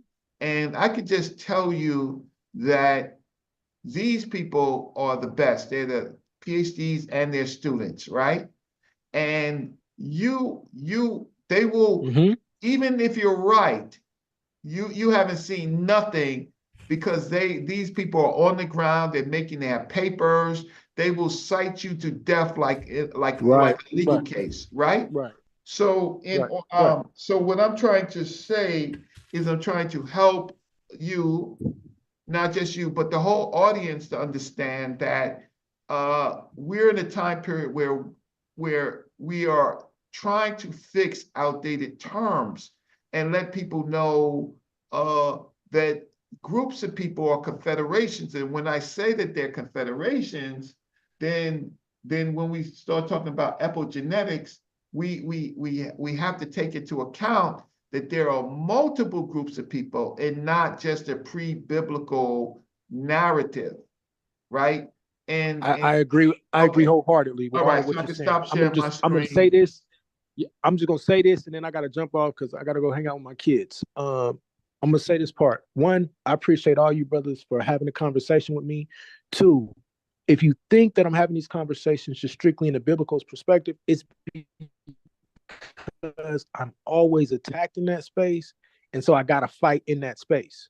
I don't disagree with what our good brother Saber Reggie is saying, is that this conversation is much larger than just a pre-biblical event, right? The brothers that I study with, all the brothers that we deal with, we agree with all of that, right? When I narrow it down and deal with a certain group, notice I deal with the culture of the people, the nomadic people, as opposed to an urban or a Syro-Palestinian urbanized culture. So please hear me when I say that, right? I didn't speak directly to any of that because, like I said, we see Minoans in this area, we see Nubians in this area, we see people from Kerma, or if you want to call them Kermetians or Kermites, I think that's the proper term. We see Western Semitics, Eastern Semitics, and we also see native Egyptians. So I just want to say I appreciate the conversation. If I'm welcome, I will continue to come back. I will never Bring try your to. group. Bring your group on like, for example, Sarnetta. Bring your whole team, every single one of them, right? And then when it's done there, Well, then you we know can most put it of them. out. You know Elder Yara. You know my brother Orthodox. No, You know, you're with him? Or Elder Yara is my elder. I do have a different group, but Elder Oh Yara is my no. elder. Yeah, man. Oh no. Yeah, y'all stay over in the minor leagues. No. Oh no. Anonymous? Oh no. No. Let me say this. I build with a lot of brothers, and shout out to that brother Elder Yara. That's my elder. No. And, shout out to him. No. But I'll say this. I'll say this part, right? Regardless he hasn't of written who I anything. What has he written? What conferences it's coming. has he been to? Yo, let me, written before a you lot leave, of Anonymous, how old are you? I'm 43. Okay. You got time. That's funny. Beautiful. But whoever That's if that all was I gotta Pan-African say. James, It's if that gonna was happen. I got faith in you. If that It's was gonna Pan-African James, I'll say this. At least Brother Reggie is showing me some scholarship so I can go study and learn from that. Yeah, I mean, but it's simple. Hold It's on. not hard. Just I don't allow think me to this land. stuff, Just allow me to like, land, I and mean, I'm gonna jump off. now, hold up. Now, you stop. Hold on. This is what I'm saying, Anonymous. Like, a lot of us have been around this a long time. You are not the first person to come around here and with, and speak intelligently and try to sway your opinion to make us think that maybe you may be bringing something to offer of substance. But I'm just dealing with chronology, and it's just that simple. And I'm then not if we're dealing with as I chronology, find then out, I'm right on. see, this is what I'm saying. As soon as I find out the time frame of what this history that you're talking about, I'm going to put it in the chronological order and put it up against the history that predates it and so forth. And when I do that, it's over with. And I think that it would be a lot simpler for you to do the same thing, because your story starts with Adam and Eve. And that's just, you're not going to be able to get around. Poor brother. He said, poor brother. Pan-African James. Everything you're talking about is written history, Anonymous. I want you to know that you're not talking about anything prehistory. You won't even acknowledge history from a scientific perspective. And then you may, but you're still stuck in a biblical narrative. And that's just what that is. Humans been on this planet for 300,000 years. Pan-African James, I think I just helped. I gave him something in writing. Yeah, Reggie. Right? I got it. And- We try to be nice, but And I try to put it into confederations. And so you have to look at the epigenetics of all the federations, right? And not pick one over another unless there is a particular reason to. But in this conversation, the Hyksos were a confederation of various groups considering Levantine peoples, North African groups, Nubians, local Egyptians, Watch and this, possibly other groups, maybe from a short time or a very, very long time period. Okay, And let me so ask you, the Reggie. epigenetics has to go to all of the possible confederations of the of what made out the Hyksos, because no one's proved that it's all Levantine. I think that Are the Hyksos the Hebrews? obviously, of course not. That's what I'm saying. So it's over with. It ain't no need to have another conversation because that's what he's trying to do. He's trying to associate these real people, the people that really are the real people. He's associating them with the biblical narrative, and we're not doing that. He's being more Hey, let honest me and know when more I can go, open. because now since you're gonna be disrespectful, I'm gonna put That's you in not your being place. disrespectful. That's just Yeah, that's no, just it is. being I'm gonna honest. get you though. I'm gonna learn you real quick. I'm gonna learn you No, real you're not quick. gonna be able to do that. Then you're gonna let me talk. Okay, you can talk, I let but you're you not going talk. to be You're able gonna to let me teach me talk. Something before you go. the I was Hyksos respectful ain't and I got let nothing you to do with talk. the Now you're Hebrews. gonna You're let not me going to be able to snatch it. convince me of that. That's not I don't gonna want to happen. convince you of anything. So let's get this straight. I didn't get on here to convince nobody of nothing. Let me make that clear. I got on here to build with the brother Smash because he said there were some things he could teach me. That's number one. Number two, when we deal with chronology, if you were a scholar, you would know what time period I was talking about just with the words I was saying. So don't get here and play like you ready to go to work. The reason I'm asking Dr. Reggie these questions is because he can follow the timeline. So if you want to tell me that I'm off, let me finish. No. I'm not doing none of that. Bro, I let That's you what I'm go. not Now doing. you Go don't ahead. want me I'm to just saying talk. I'm not doing it. I'm not trying to go into all that with you. No. Well, No, let me all you say got to do something is before let you me get out of finish. here. All you got to do is let me finish, fam. Right? So this is the last point. The reason I would love to build with somebody like Dr. Reggie is because I would love to show the work of the history of those people moving from 70 AD and why I say that they would have been in that area in that time period. This is not just me saying, oh, I think I figured it out. No, we'll go through dig sites like Shechem, right? We'll go through Gezer. We'll go through multiple dig sites and look at that and line that up with the biblical archaeology. I heard people laugh when I said biblical archaeologists, like you ignored the last part of that word, which is archaeologists. I'll be glad to look at any of your archaeology credentials. The reason that they're called Lex, all you gotta do is let me finish. I'm jumping off the panel. I'm jumping off the panel. Let me finish. Let me say one thing to you, No, anonymous do want Hebrew, to say before something you before you go. leave. You know, you made some good points, but you did make that great escape, which is I'll bring my homework back tomorrow. We'll see when No, that's not what tomorrow I said. comes. I said I didn't want to talk about my epigenetic book because I'm still writing. I didn't say I'm, anything about I'll bring my homework work tomorrow. If we want to deal with history, A lot I'm of the poking at you, experts big don't bro. even want to talk if we about want to I'm poking deal at with you, big bro. history, You ain't if got we to take want it personal. I was just messing with you, not but yeah, you, King, not you. I love Yeah. you because you've been cool. I love the brother Pan-African James, but it's the fact that the dismissal, as if I didn't really sit here and answer questions, and then I'm asking, what are your credentials then as to know what you don't even know what time period we're talking about right now. I can talk to Brother Reggie. I can talk to Brother Reggie right now and say a few things. He'll know exactly what time period I'm talking about. Yeah, I know. But that's So since it's funny, then until you can do that work, then we probably shouldn't have that scholastic conversation. Just say I hate the fact that you believe in the Bible, and that's cool. I'll hold that. It's not that because everybody got their own thing that they want to. I'm just trying to let you know. I don't mean like so you over here, right? But you already that from a chronological perspective that we don't adhere to that, right?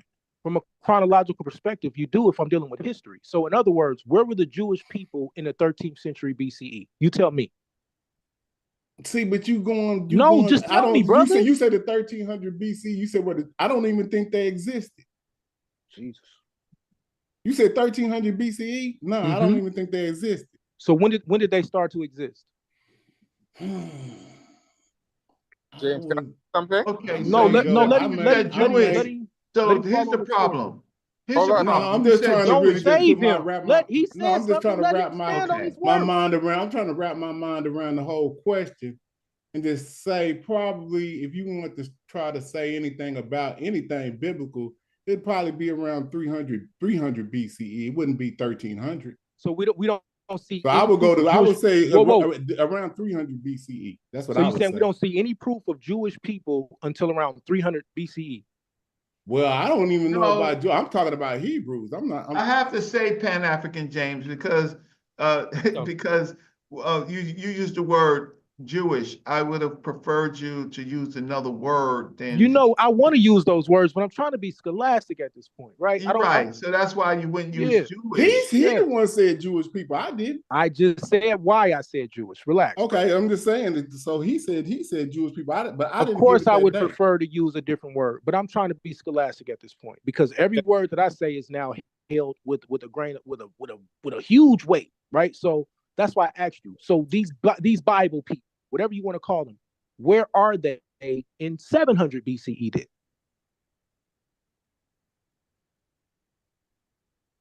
let me help I you, said brother. I gave you. I said 300.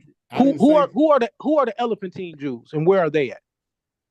And what time period is that? Not sure. See, that's why I'm saying, bro, I love you. You're not ready to play this game with me. All due But respect. see, but that's what you're talking about. It's a game because no matter whenever you bring them into history, it does not predate the history that we're talking about. I didn't And say that's that what it I'm did. trying to get you It's to a false understand. fallacy premise. Does it go That's back a to false. 3000 BCE? That's a Does it false go back to fallacy premise. 3500 BCE? That's a false fallacy premise. No, it doesn't. I never said Because that the these history people. that you adhere I to never has a said that starting these point. people. I never said that these people, as an Listen, man, amalgamated people. before you leave, let me just say something. The problem that African people have is we have a chronological problem.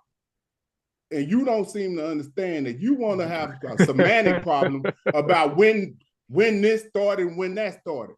But the indoctrination problem that we're dealing with, some people gave us a time date. You understand that? And it starts with the Bible. I stand it very Now, hold well. on. So hold up. The history that they gave us started with the Bible, but they don't tell us nothing about the history that starts before that. Why don't they tell us about that history, Anonymous? Because that's not their culture. See, but hold up. That's our culture. Hold up. That's African culture, though. They don't tell us the history starts 2,000 years. They say it starts with the Bible and with Adam and Eve. That is what we're indoctrinated with. Do you understand that? I completely understand. Okay, so hold on. So once we get the information from our ancestors, they went and dug through this information and told us and gave us a different starting point.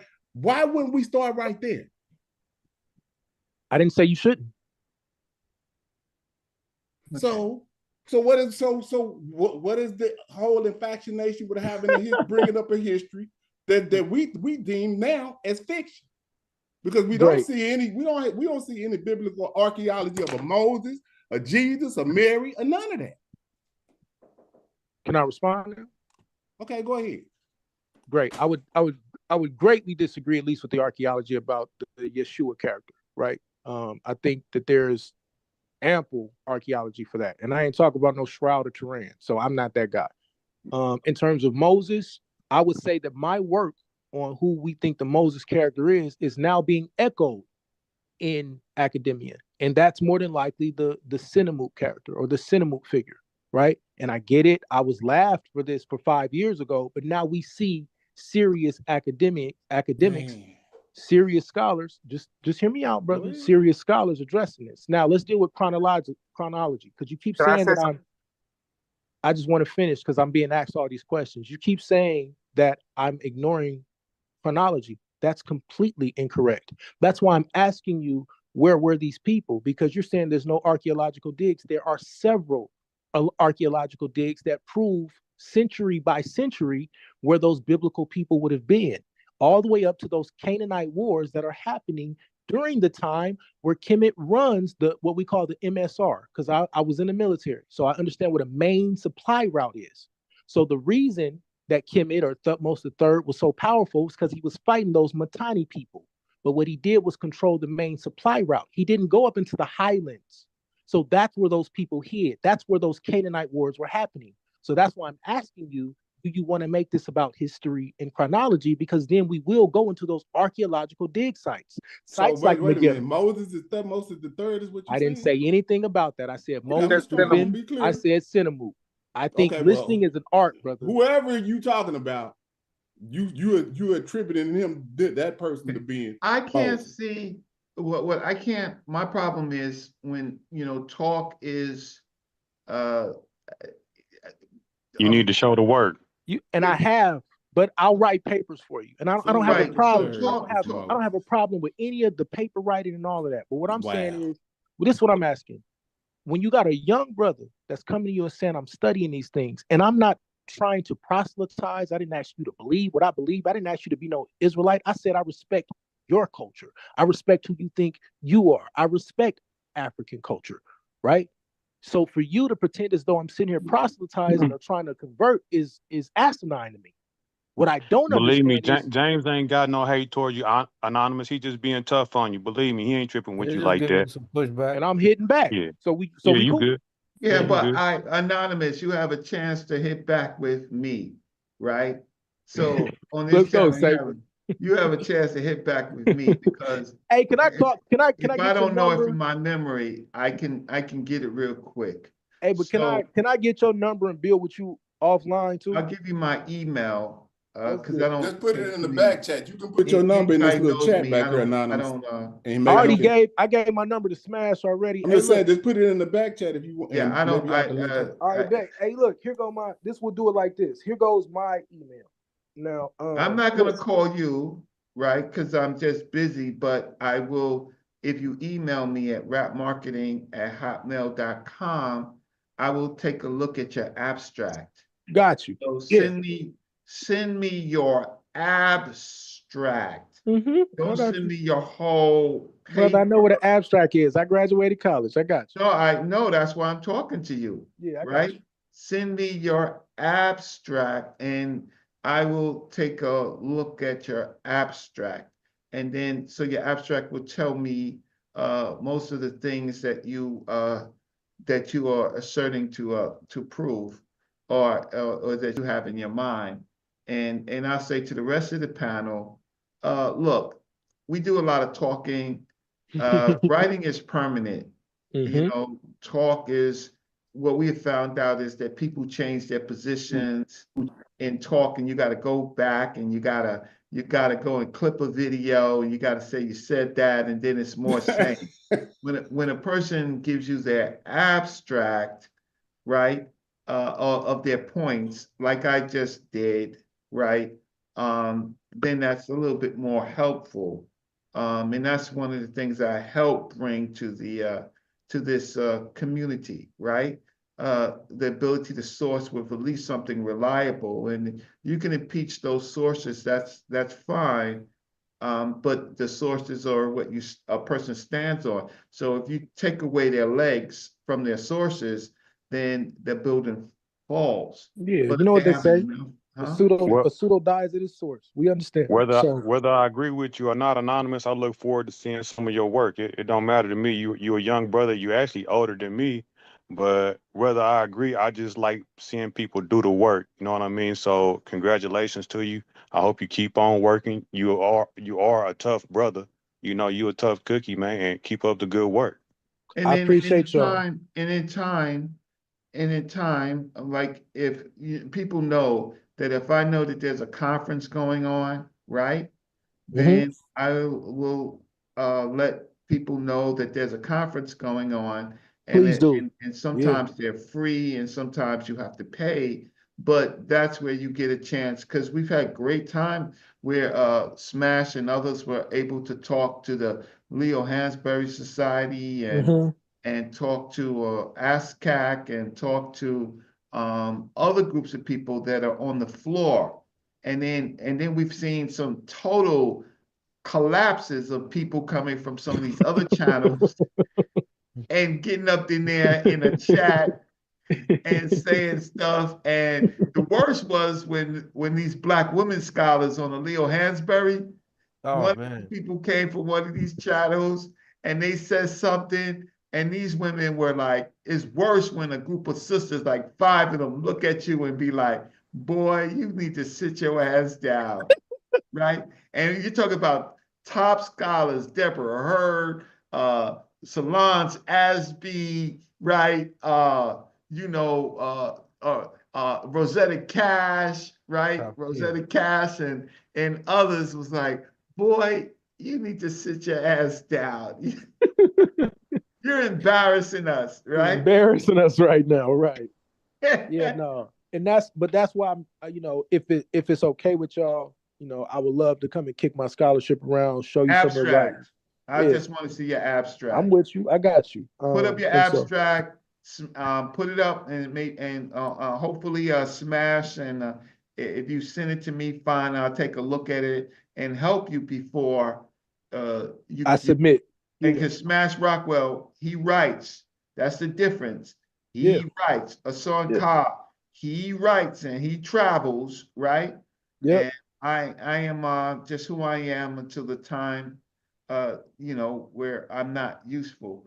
But like when we get up in there and we have these formats where we have these like debates and people talk for 15 minutes. If you transcribe the BS that they say and you put it under the microscope, it don't line up. Yeah. And then after that, it's a whole bunch of crying and crying. And like, so I laugh because I know, look, I talked to Dr. Stuart Tyson Smith, right? And I talked to others. You don't have that much time to talk to them, but you gotta be right. You just can't say, oh, shoot, there's Dr. Tyson across the street. And you have an opportunity you actually have an opportunity to engage him, right? While he's walking, and you stop him and you blow it. Or you say something stupid and he says, well, I can't agree with you. Right? But if you could stop him and make a change, so you gotta book up. That's peace. That's wisdom. I received that. I received that wholeheartedly. I would hate to, have a chance at a scholar and then say something idiotic. So I appreciate y'all. Be careful. I'll tell you, Anonymous, be careful. Make sure, don't follow professional and expert works. Don't be following YouTube people. Yeah, I follow. All I do is deal with PhD. That's why I can talk to some of the brothers that I speak on, or some of Which one of them a PhD? Who's a PhD? Scott Stripling. Stripling. Okay, so you talk with him. Appreciate you. All right, we'll share some of his emailing comments. back and forth.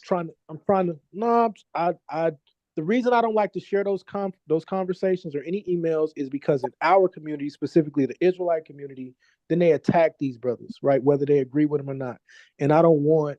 I'm trying my best to be scholastic and be. Okay, well, stay with your own work. Please don't bringing in people who, if I did you see that debate between Jabari and Jabari versus the three Hebrews? I thought that was a great debate. It was a great debate for Jabari. Wow, come on, say what it wasn't a great debate for the Hebrews. You're not just finna come at Elder Yara in the bottom like that. What you He doing? demolished. First of all, okay, I can't say it because I can't. Hey, look, who was the top scholar there? Who was the top scholar on that panel? There was Gorilla Hebrew. There was Elder Yara, and there was Nepal. Huh? Yeah, I'm with you. Who's the top scholar? Who's the top scholar there? That was all of them. All of them are top scholars. Yeah, they show. Okay, right. so anonymous. All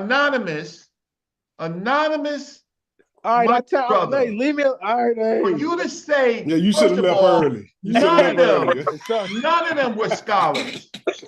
Top scholars. First of all, none of them were scholars. They was all top scholars. Top scholars. Yeah, Anonymous, you should have broke out by 10 minutes. We haven't seen their writing samples. Hey, I'm gonna tell you right now, I'm dying with my brothers and sisters on that. Top scholars. Okay, so that's why you know. There he lied the problem, brother. That's why, Anonymous. I will look at your abstract. I will look at your personal abstract. But what you just said, top scholars. that means you want to be part of a clique. That doesn't mean that scholars, fam. they Nah, he don't just write. messing Hey, with no, us. look, hey, look. All jokes aside, I hear what you're saying. If you can, the other thing I'm working with all my brothers and sisters is I want us to have our own peer review space, right? And so that is a dream of mine that we can have Okay, our give own us. space. Let's shorten this. Give us your abstract. You got to play with your kids, and they need you right now. It's Yes, sir. 9:41, so you don't got too much time. Yeah, I'm Let's late. get back Right. to this Lex Vortex All nonsense. right, y'all handle that. Hey, peace to y'all. Thank y'all for letting me on the panel. If I'm welcome back, I will come and I will bring information, Yeah, but just I'll bring your also sit and abstract. learn. All right, After you said that, now I was real nice. Now, after you said that they were scholars, Man, stop I was trying to tell you, man. Stop it. Top scholars. Reggie. Not just scholars, top scholars. Hey. That's right. Hey. they were talkers. Hey. He said Shalom, top talkers. shalom, So what are we doing, Reggie Lex said they were Vortex? top talkers. What are we doing, Lex Vortex? Peace to all y'all. And Pan African James, I'm gonna get you, brother. Hey, I Yeah, love all right, y'all. bro. Peace. No, and no disrespect, fam. No, bro, it's all love. I ain't Yeah. gonna lie. I loved it. This is the most respectful conversation. I ain't got called no B's. I ain't called no. No, we ain't doing that. F's. I appreciate this, man. So I Yeah. appreciate y'all, brothers. Y'all have a Get your good one. Y'all be abstract. Have a good day. Get your abstract. Hey, what All are we doing with this Lex Vortex? Man, I'm telling you, Is you it got just to stop. something that is it just emotional with us, or do we just need? See, there's some people that I We're gonna think that buy his ass a ticket to Africa to where they speak Kiswahili. And see if he can have a conversation. Slex just like to jump out the window on occasion. He like to stir the pot. Let him stir it up and let's see what crawl up out that pot. You know what I be tripping about you? I mean, y'all both my elder brothers. Y'all got, I'm 55, so I thought I had patience. You know what I'm saying? You know what I'm saying? I'm working on it, right? But y'all is out of control with y'all patience, man. Like, why do y'all do it? You know what I'm saying? Like, I can't do it no more. You know why? You know why we do it? Because some of the people that's on the panel, not all of us and stuff like that. First of all, we don't write, right? And when we don't write, and so we don't write and we don't do a lot of research, we respond. And so and sometimes we don't have the tools to respond fast enough, right? And so what all this is an exercise. And so it's not patience, because I'll be listening and I'll be like, no, it's easy. Just give him what he wants. Give him the chronology, give him the terminology, right? Give him all those things and then see what happens. Mhm. So with Anonymous, that's another story, right? He did okay, right? He did well. But I'm more concerned about y'all. I come on these channels for y'all. I don't come on the channels for for people with a K through 12 education who have a biblical bias. I don't come on the panels for those people.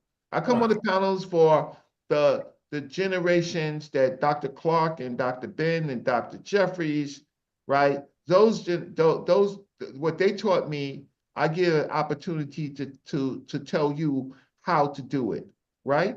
Right. And I need y'all to do better. I need y'all to be able to write abstracts. I need you to be able to source things up. Smash shows you all the time. He spends so much time on the TLA. His name is TLA. He smashed TLA, right? He's not Rockwell. He smashed TLA. Why? Because he goes in there and he spends hours and hours and hours finding points in the text. The question is, he's doing it for you to make it easy for you, but he's also trying to show you how you could do it yourself. Yeah, right? I be sitting up and amazing myself, because like when he found that story that was similar to that Moses story, that I was like, man, I bet you he just was sitting up. He must be sitting up just going through text. He had to, you know what I'm saying? Yeah, and so he started on one text, and then it led him to another text, right, in real time. So he was like, oh, wow. He just kept going and going. He just, let me just see if this says what it says, right? But that's because that he's trying to give you the skills in which you could do that. It's right? definitely inspiring, I gotta say. Brother Reggie, mean- can I ask a question? Yeah. I was talking to Sarnetta, and he gave me permission to read some text and literature on his platform. So I was wondering if you would have a problem with me going over your paper and reading it on his platform. Going over what paper? The syncretism paper. On Sarnetta's platform? Yeah, would you mind if I read it? No, I don't mind. All right. I don't. I'm not gonna critique it. I'm just gonna read and make a few comments. I'm not qualified to critique it. No, sure. I mean, I don't have a I don't have a problem. My whole point of it is for you to make some analysis on it. So no problem. Okay. All right. I just wanted to know because I don't want to do it, and then the next, Brother Reggie come on in and rip me to shreds. So gotta be It depends careful. on what you say, Joey. No, I'm just gonna read it. I'm just gonna Trust read it. me, you don't get out of line. That's all I'm saying. No, I'm just gonna read it. I'm just gonna read it. I'm not gonna Indeed. put too much commentary on it. As far as my opinion, because I'm not qualified to do that. Yeah, you qualified. You qualified. That's not the issue is just getting the content out, and everybody makes mistakes. I might have made one or two mistakes in it, but the general points are there. So, but how long is it though? Huh? How long is it? My paper? Yeah. About 7 pages it was. I got it over here, and this thing's like 7 to 5. About It looked like it said page 28 that we was on now. Yeah, it's about 25 to 28 pages. Yeah, I was about to say because it said page 28, but the part I got that I took from was it was like about 7 pages, but it's like 28 joints. But I think it's all right. Cool. I just want to make sure because he gave me permission, and I said one of the things that I think I should do is read Brother Reggie's paper because I think he deserved that respect for somebody to at least go through it in some part and put it out there to the community. So I said I'm gonna do that, and I'm gonna ask the brother, make sure the brother's okay with it, and then I'll talk to Sonnet and set up a time.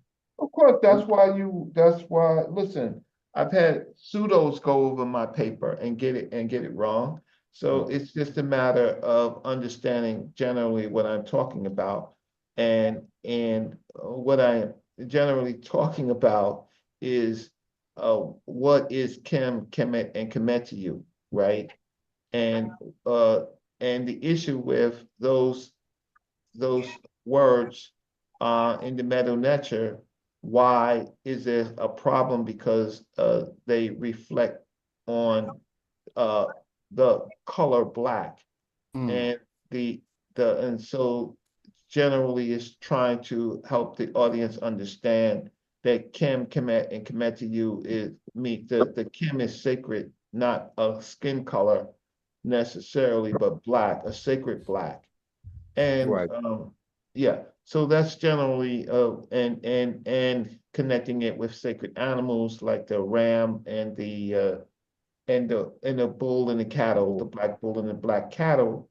And it's silly to me that people who study the culture and see that the culture is symbolic, right, can't wrap their hands around the fact that these sacred animals have a connection with human beings. And so my paper looks at the culture of the peoples, and in the term that I use is syncretism, and how that changes, but you can't separate the sacred animals, sacred black animals, from the sacred people. You can't do that. And sacred God, Kim, you can't do that because Europeans are scared of the color black. They're scared of the color black, and so that's the way they do it. And we know that this culture reveres the color black, and so generally that's Thanks for being able to read the Medu Netcher too. Oh, That's where you get it from. If y'all would have never cracked that egg, or somebody delved into that, we'll be still wondering.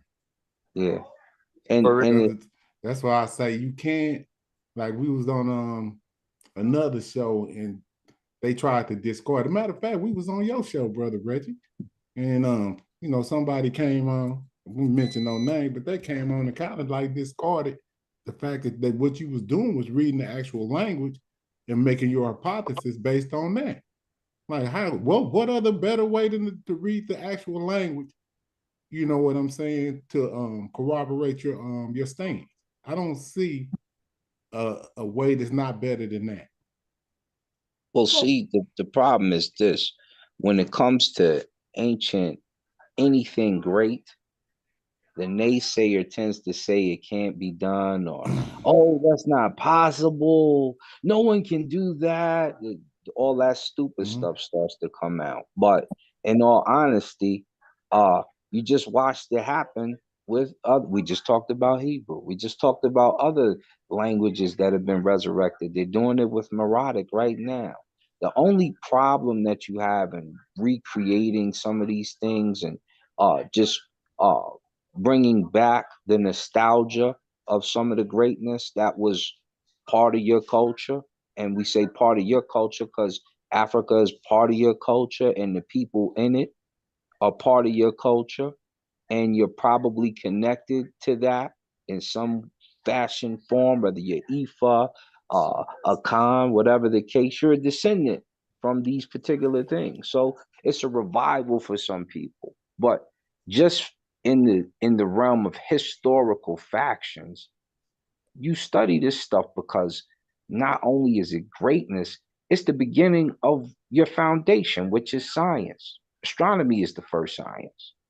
And your first astronomers predate Kemet. You know, you have Kagan and McCoy and what they did with the star system. But when you get to Kemet, you get astronomy on a level where some of what I demonstrated the other night when we was having that debate with the Waspy brothers, where here's your theory for the Big Bang in its original format. And it's not like you can deny it because science turns around and tells you, in the beginnings of science and astronomy, we got this from, they tell you where it came from. And then when you read the text, you're like, oh. You see it. Yeah, it's right here for you. It's not a non-known fact. Your penicillin was found there. You know, you have with the other debate me and Judah had.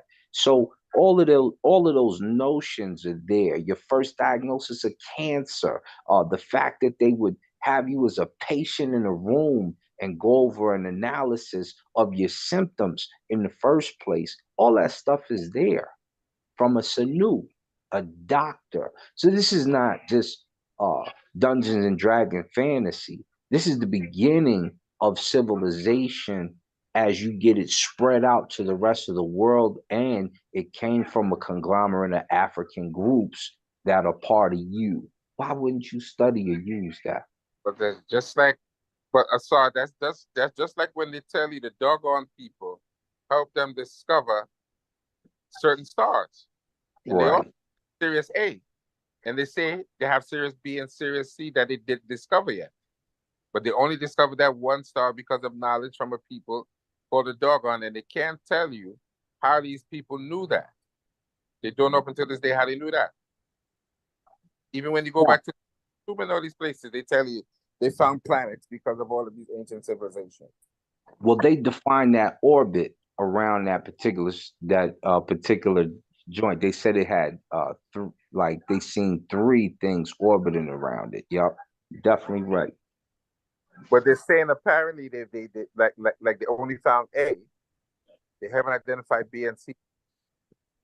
No, they've identified them now. They just didn't identify them in their time. So they seen them and would talk about them, but they couldn't identify them at that time. But what they see from what they what you have now with the telescopes, you can see all of it. So here's my question: how could a people living so primitive have known about those things and they had no telescope? That's my question. Because I'm curious. There's actually an ancient what do you call them? Not a it's not a laboratory, it's like a stargazing room, and I can't remember the name of it. But observatory that they found in Egypt, and they said it had like a big diamond in there, and they said it was a diamond in there and something else that they were using to look at the stars to magnify it. So they have one. On the saw, man. Don't go too far. No, I know what you're talking about because I actually seen that too, but I don't know about that. But I got you. But I'm just saying we don't want to, go down. Something we might not be able to. Well, I mean, like if you got like live science though, fam. You know what I'm saying? I understand what you. I seen that too, but I was like, because what? they trying to put stuff together too, and then when you start trying to put stuff together without any sound evidence, that kind of get too far out there. But yeah, they did say that, but I don't know, because they said they was using this same thing to melt stone or granite or something. That's what you talking about? No, there's a laboratory or observatory. Observatory. And it had some of the star maps that they had out there with the constellations in it. And they said that they had like some type of telescope type thing they had going on. I almost put it in that discussion with Judah when we had the debate. But I said, let me leave this out because I only got so much time. Thank you. That might be going too far. What is the name of it? It's hold on, let me dig up my presentation. I think it's still on there. Yeah, I want to get the name so I can look it up. Yeah, because they had a good documentary where they were doing a lot of postulation. Did you them using a large piece of glass or something like that to do a lot of things that we think they thought was they wasn't doing. I know exactly what you're talking about. Did you ever? I don't know. You know what that reminds me of? You know what that reminds me of, James? They had a movie some years ago called Congo. Did you see it? I don't think so. Oh, what was that? The movie was about this company who went somewhere in the Congo looking for diamonds. And when they went into the Congo, they found a pyramid and they were reading the hieroglyphs. And the hieroglyphs said, "We are watching you." And they ran into a bunch of silverback gorillas that were living in the mountains and started to kill them. Yo, I remember that movie. The gorillas were protecting the pyramid because they were looking for diamonds to make they were looking for diamonds to make lasers. And they found these group of silverback gorillas that were trained attack gorillas. And they started picking up diamonds off the ground and shoving it into the King Solomon's mines. King Solomon's mines. That's King Solomon's mine? That's the name of the movie, King Solomon's Mines. Oh, sorry. Yeah. You said Congo. No, they went to the Congo though. You said that's where they went, but thank you, Reggie, because I'm like, what is it? Thank you, Reggie. I'd have been looking for Congo. And they were putting diamonds and they were making lasers on the spot with these diamonds and killing these gorillas with it. Yeah, I don't like that. Goddamn King Solomon in the Congo. Like, stop it. King Solomon. Yeah, I don't like that type of narrative, Joey. On steroids. King Solomon in the Congo. That's a. You know what, Joey? I don't know. Did you look in the Discord? Did you ever see that video I shared about the homie? About what? The homie. This off in what is that? Suriname? You need to check that out. It's a village in Suriname. Aren't you down in where you at? In Trinidad and Tobago? Yes, but let me clarify. I am a Black American. Yeah, that's cool. We all are. I'm just saying. We ain't got to say that about them. That's us. They are too. Down there. Bahamas on down. Yeah. Now, if you why you say that? Still saw that night. No, why you say that though, Joey? We already know that. Yeah, we claim. I was born in America because people think I'm from Trinidad and Tobago. Yeah, so you said you was born in America. So even if you was born in Trinidad and Tobago, you would be an American. I mean, African American. Black, yeah. Afro-American, I guess. Yeah, That's black. technically true. What the hell is going on? That's technically true. Yeah, He I from don't know New what's Orleans. going on. But yeah, Joey, you need to check that out. They right around the corner from you. You need to look at that. That's Who's a that? great video. Huh? What video is that?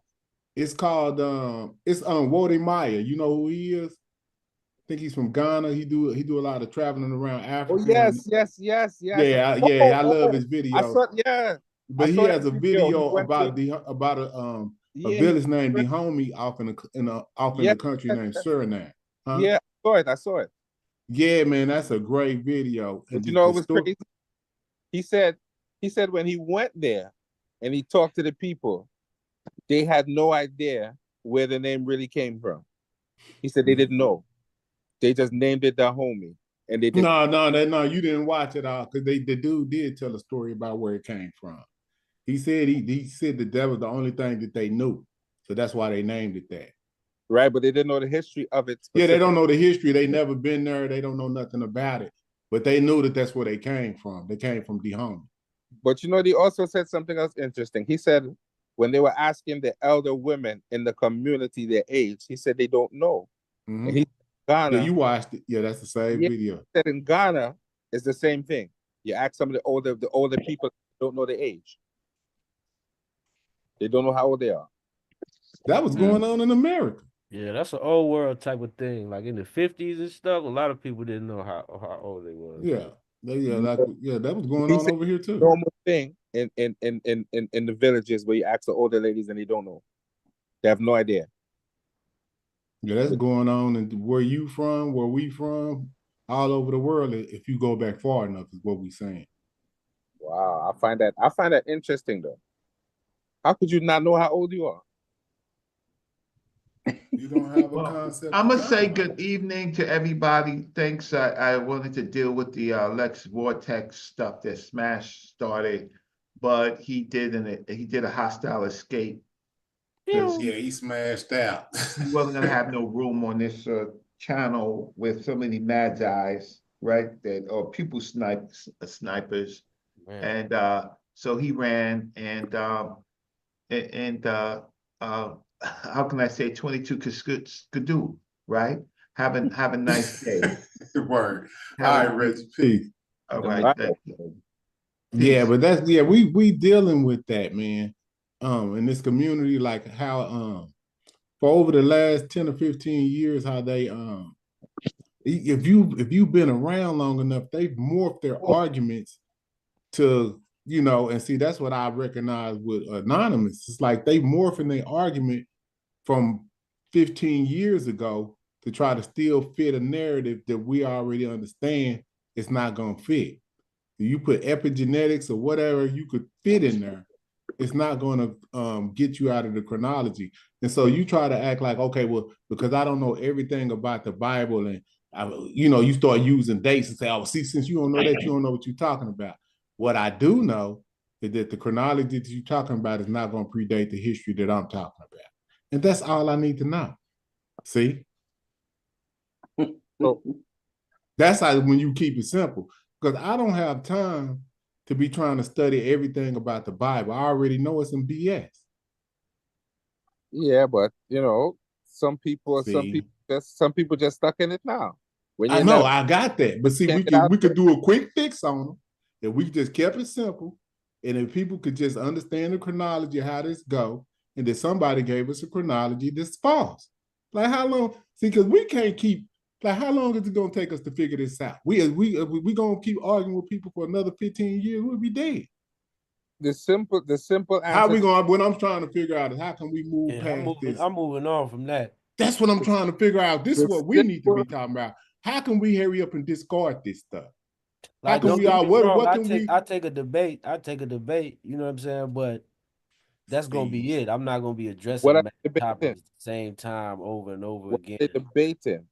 The Bible has no chronology. Simple as that. There is no chronology for the Bible.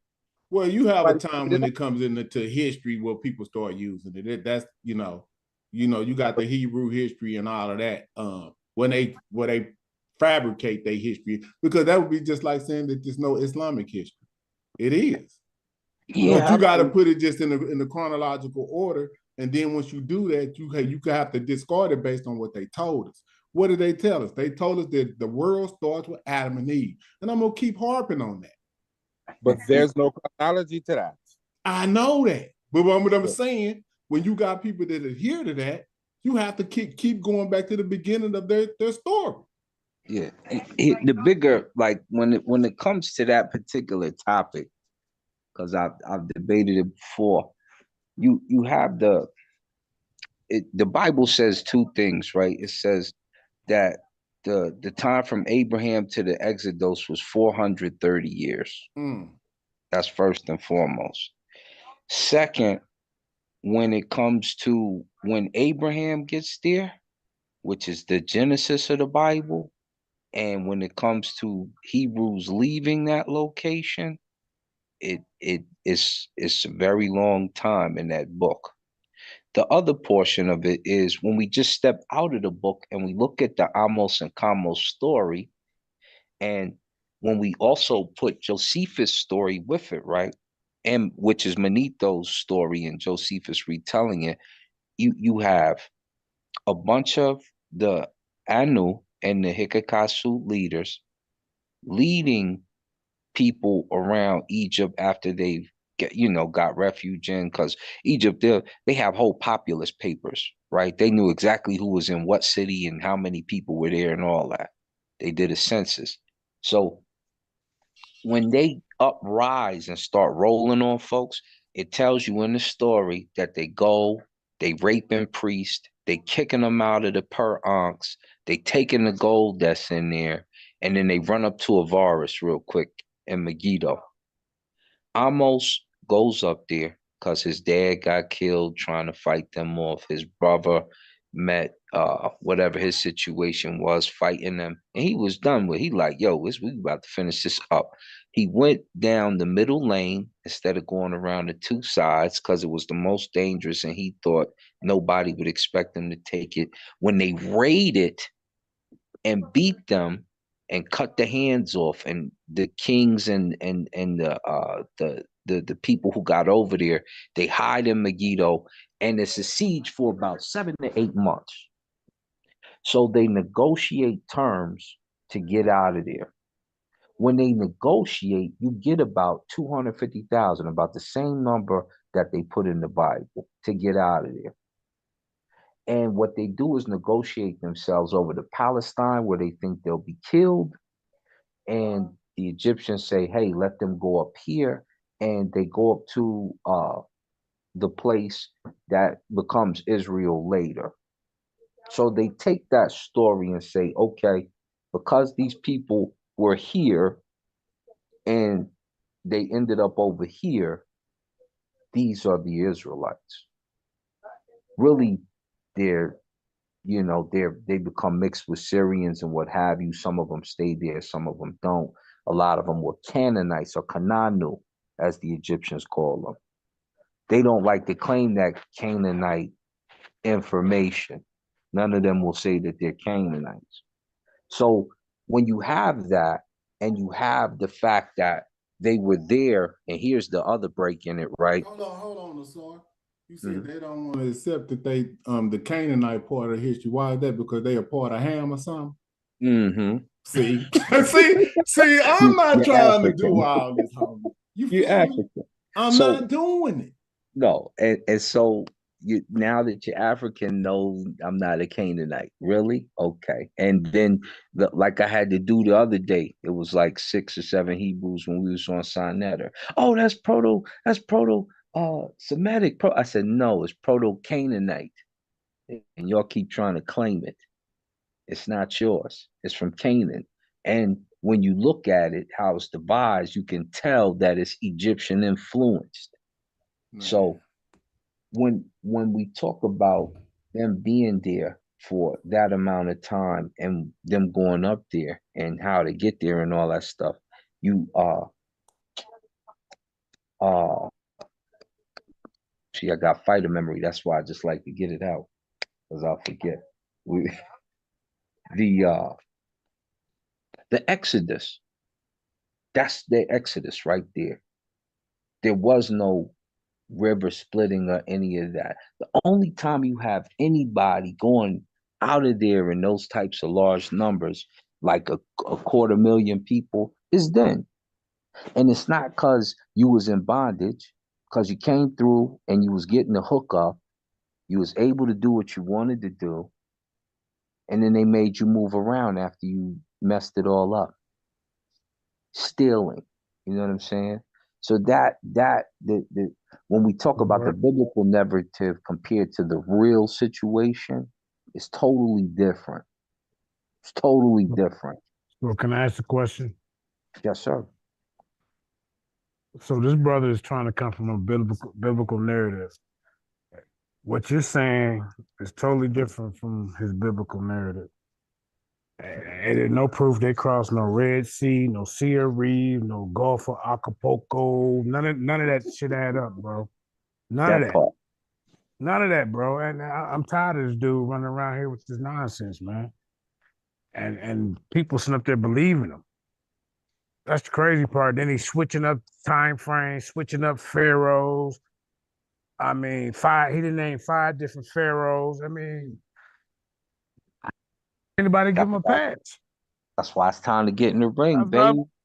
Man, this dude's a waste of time. Everything he said. I didn't give him no pass, JJ. I mean, what are you saying? I didn't give him no pass. So I'm like, right, man. I'm not trying to hear none of that. I already know we've been around too long to be dealing with that right now. We're trying to figure out how we can come together under from a chronological perspective, which would be the best thing for us. Because if we use our chronology, it predates all of the Adam and Eve. Either anyone they want to run to, it predates it. And it gives us a unified, and that's what they don't want. That's why they took it and hid it. You don't hide nothing that's not valuable. Stuff that's valuable, you keep it away from people. Like history, real history. Right. So and then the sad part is it take a lot of us till we get older to get this right history. And then I'm almost like I feel like it's too late.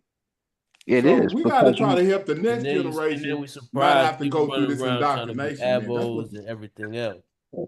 And you don't understand what that book that you read the book and you just reading stories. But when you look at that book and you see like the Samson story, and the Syrian hit so and so in the head and killed 2,000 of them with one stick. So it's really a racial book where they crush Palestinians on a regular basis in that book. They dog out Africans in that book. It's very, when you look at the orientation of that, you're like, this was obviously written from this culture's standpoint. If you're Black or you're African or if you're Arab even, why would you cling to this? A lot of y'all don't realize it. And Samson went and took a gold and smacked 2,000 Syrians and killed them with one strike from a stick. There's stuff like that in there. It was a jawbone, huh? Yeah, it's in the Bible. It was a jawbone of an ass, huh? I think it's the jawbone of the. He did. Yeah, it was a jawbone of an ass. Yeah. And there's another one where they do something. I'm like, yo, this is so biased, and you can see who it's for. You can see who it's for. So you just want to, you know, it's not historical because you have the real record over here, but they cling to it, and you've been told this story since you was a baby, so it starts to stick to you. Just like if you hear a story about Ifa, it's going to stick to you. If you're an African child, if you hear a story about the Akan, or if you hear a story about Nkulu, you've been told from a child, that's going to stick with you. And it's going to have the narrative of your culture in it. And these are the things that people don't perceive or understand. If you read a book of this nature, or even in the Quran, where it tells you stuff like, and the Quraysh will always be in control of this religion. They tell you. And Bilal had a rock put on him, and they were pulling and stretching him. And but you know, in the Maghreb, when they talk about the prophet's story, and this stuff starts to become a part of you, and you don't realize it, and you don't understand that you start to hate you instead of loving you. Hey, Oh, have y'all ever seen the movie called American Gods? Oh, it's like a series. Y'all ever used to yeah, watch that? yeah, with Anansi and Man, all. that is really a good like series for everybody to kind of watch. They had to take that off the air. But Yeah, that was because a good series to give you an understanding of what we dealing with right now. You know, they they fight had all to that. mess it up. Hmm? They You had to know, mess it up. Yeah, they They messed made, it up. yeah, I think it was the third The season. They second started season to was too. slave it. It I was was like, yeah. oh, here we go. I couldn't even believe they put that on TV. I was like, what in the world? But you yeah, know, they did the weighing of the heart on there. They made Tahuti and What's it Ampu. They called? made What's them it called? American American Gods. Gods. You You remember never that? seen that, But how Smash? do I see the parts that y'all saying they took off? It's on YouTube. It's on Nah, they YouTube. just start Yeah, messing it it's on up. That YouTube. like that no, once they start trying to do it dirty, then it all, everybody kind of was like, y'all trying to this now. It was know what fly when it first came. you know what happened? Orlando Jones was on the series, and in Mm-hmm. first season, I think the first or second episode, he gave a speech as Anansi, and he said he couldn't believe that they actually did not censor the speech, and because he kept going along those particular lines, they fired him from the show because they didn't like what he was saying. Right. It was too powerful. That shit Yeah, was powerful. you have to go on YouTube and Yeah, look I'm gonna send it to you, Smash. I'm gonna put it Wait, off in what's the the name of the Discord. You show got to again? see I'm about it. to go watch it as I go lay down. What's the name of the It's show? called American Gods. Oh yeah, okay. Yeah. I'm gonna check it out. It's about history. They got Woden, they got the European god, they got the Indian god, they got the Hindu god, and they got the African gods. And when they get to the African god, they got West African gods, which is Mr. Nancy, and then Yeah. the East African gods are represented as Africans like us, and it's Thought, and it's Anubis, and then what are they? I think it's Queen Sheba too, right? Yeah. Yeah, Man, that was a cold piece of work, man. I'm that was telling a you, you got to dope. check that It out. was They, the Smash. they dope had to take that series. joint off the air. When Yeah, the series they was go dope. to the doo-wah, you go trip out. It's I'm telling you, dope. when they go to the doo-wah, you gonna be like, I can't believe it. Yeah. And what is that? American Gods maybe like 3-4 years old now. Probably about 4. Yeah, Yeah, man, that was that was classic. It was Yeah. classic TV. All right, we almost at about 3:30, and I gotta get ready to get some sleep. But this Hey, was another good All show. right, thank you. Hey, peace, Smash. Hey, sorry. Where can I find this story you was talking about just a minute ago? Where can I find that information? Oh, Amos and Kamos. You can find in you can either go watch Golden Age of Egypt with Zahi Hawass and them just because it was a good cover, or you can go to James Breasted's History of Egypt. Which volume is it in? You on He's got Facebook? 5 volumes. Yeah, you up the street from me, man. You got my number. Hit me up.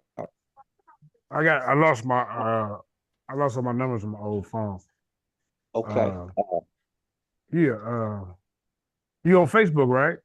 Yeah, hit me on the face joint. What you go by on Facebook? It's Adrian Jones. Okay, that's right. When I come on, you put Bumpy Chill, it'll pop up too. Okay, cool. All right, everybody. Good night. All right, All peace, right, peace, peace, people. Thanks for tapping in, everybody. All right, peace, everybody. Peace.